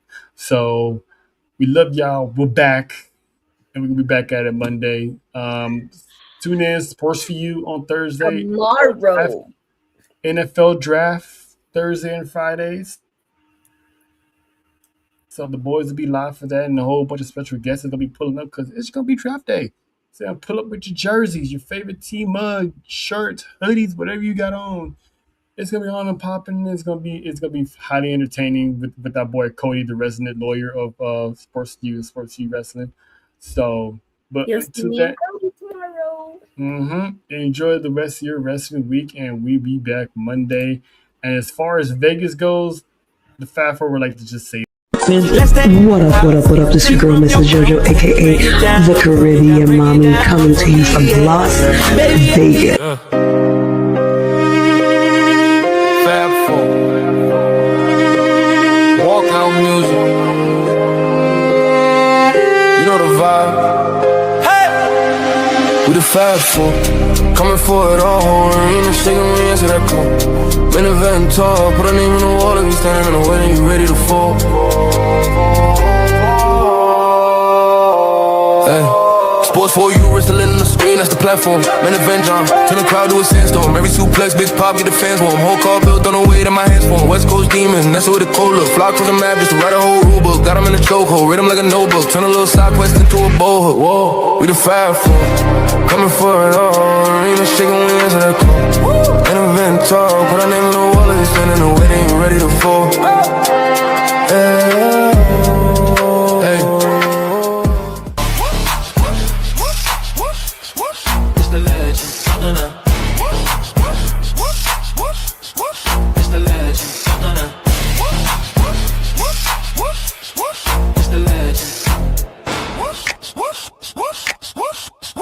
It's the legend.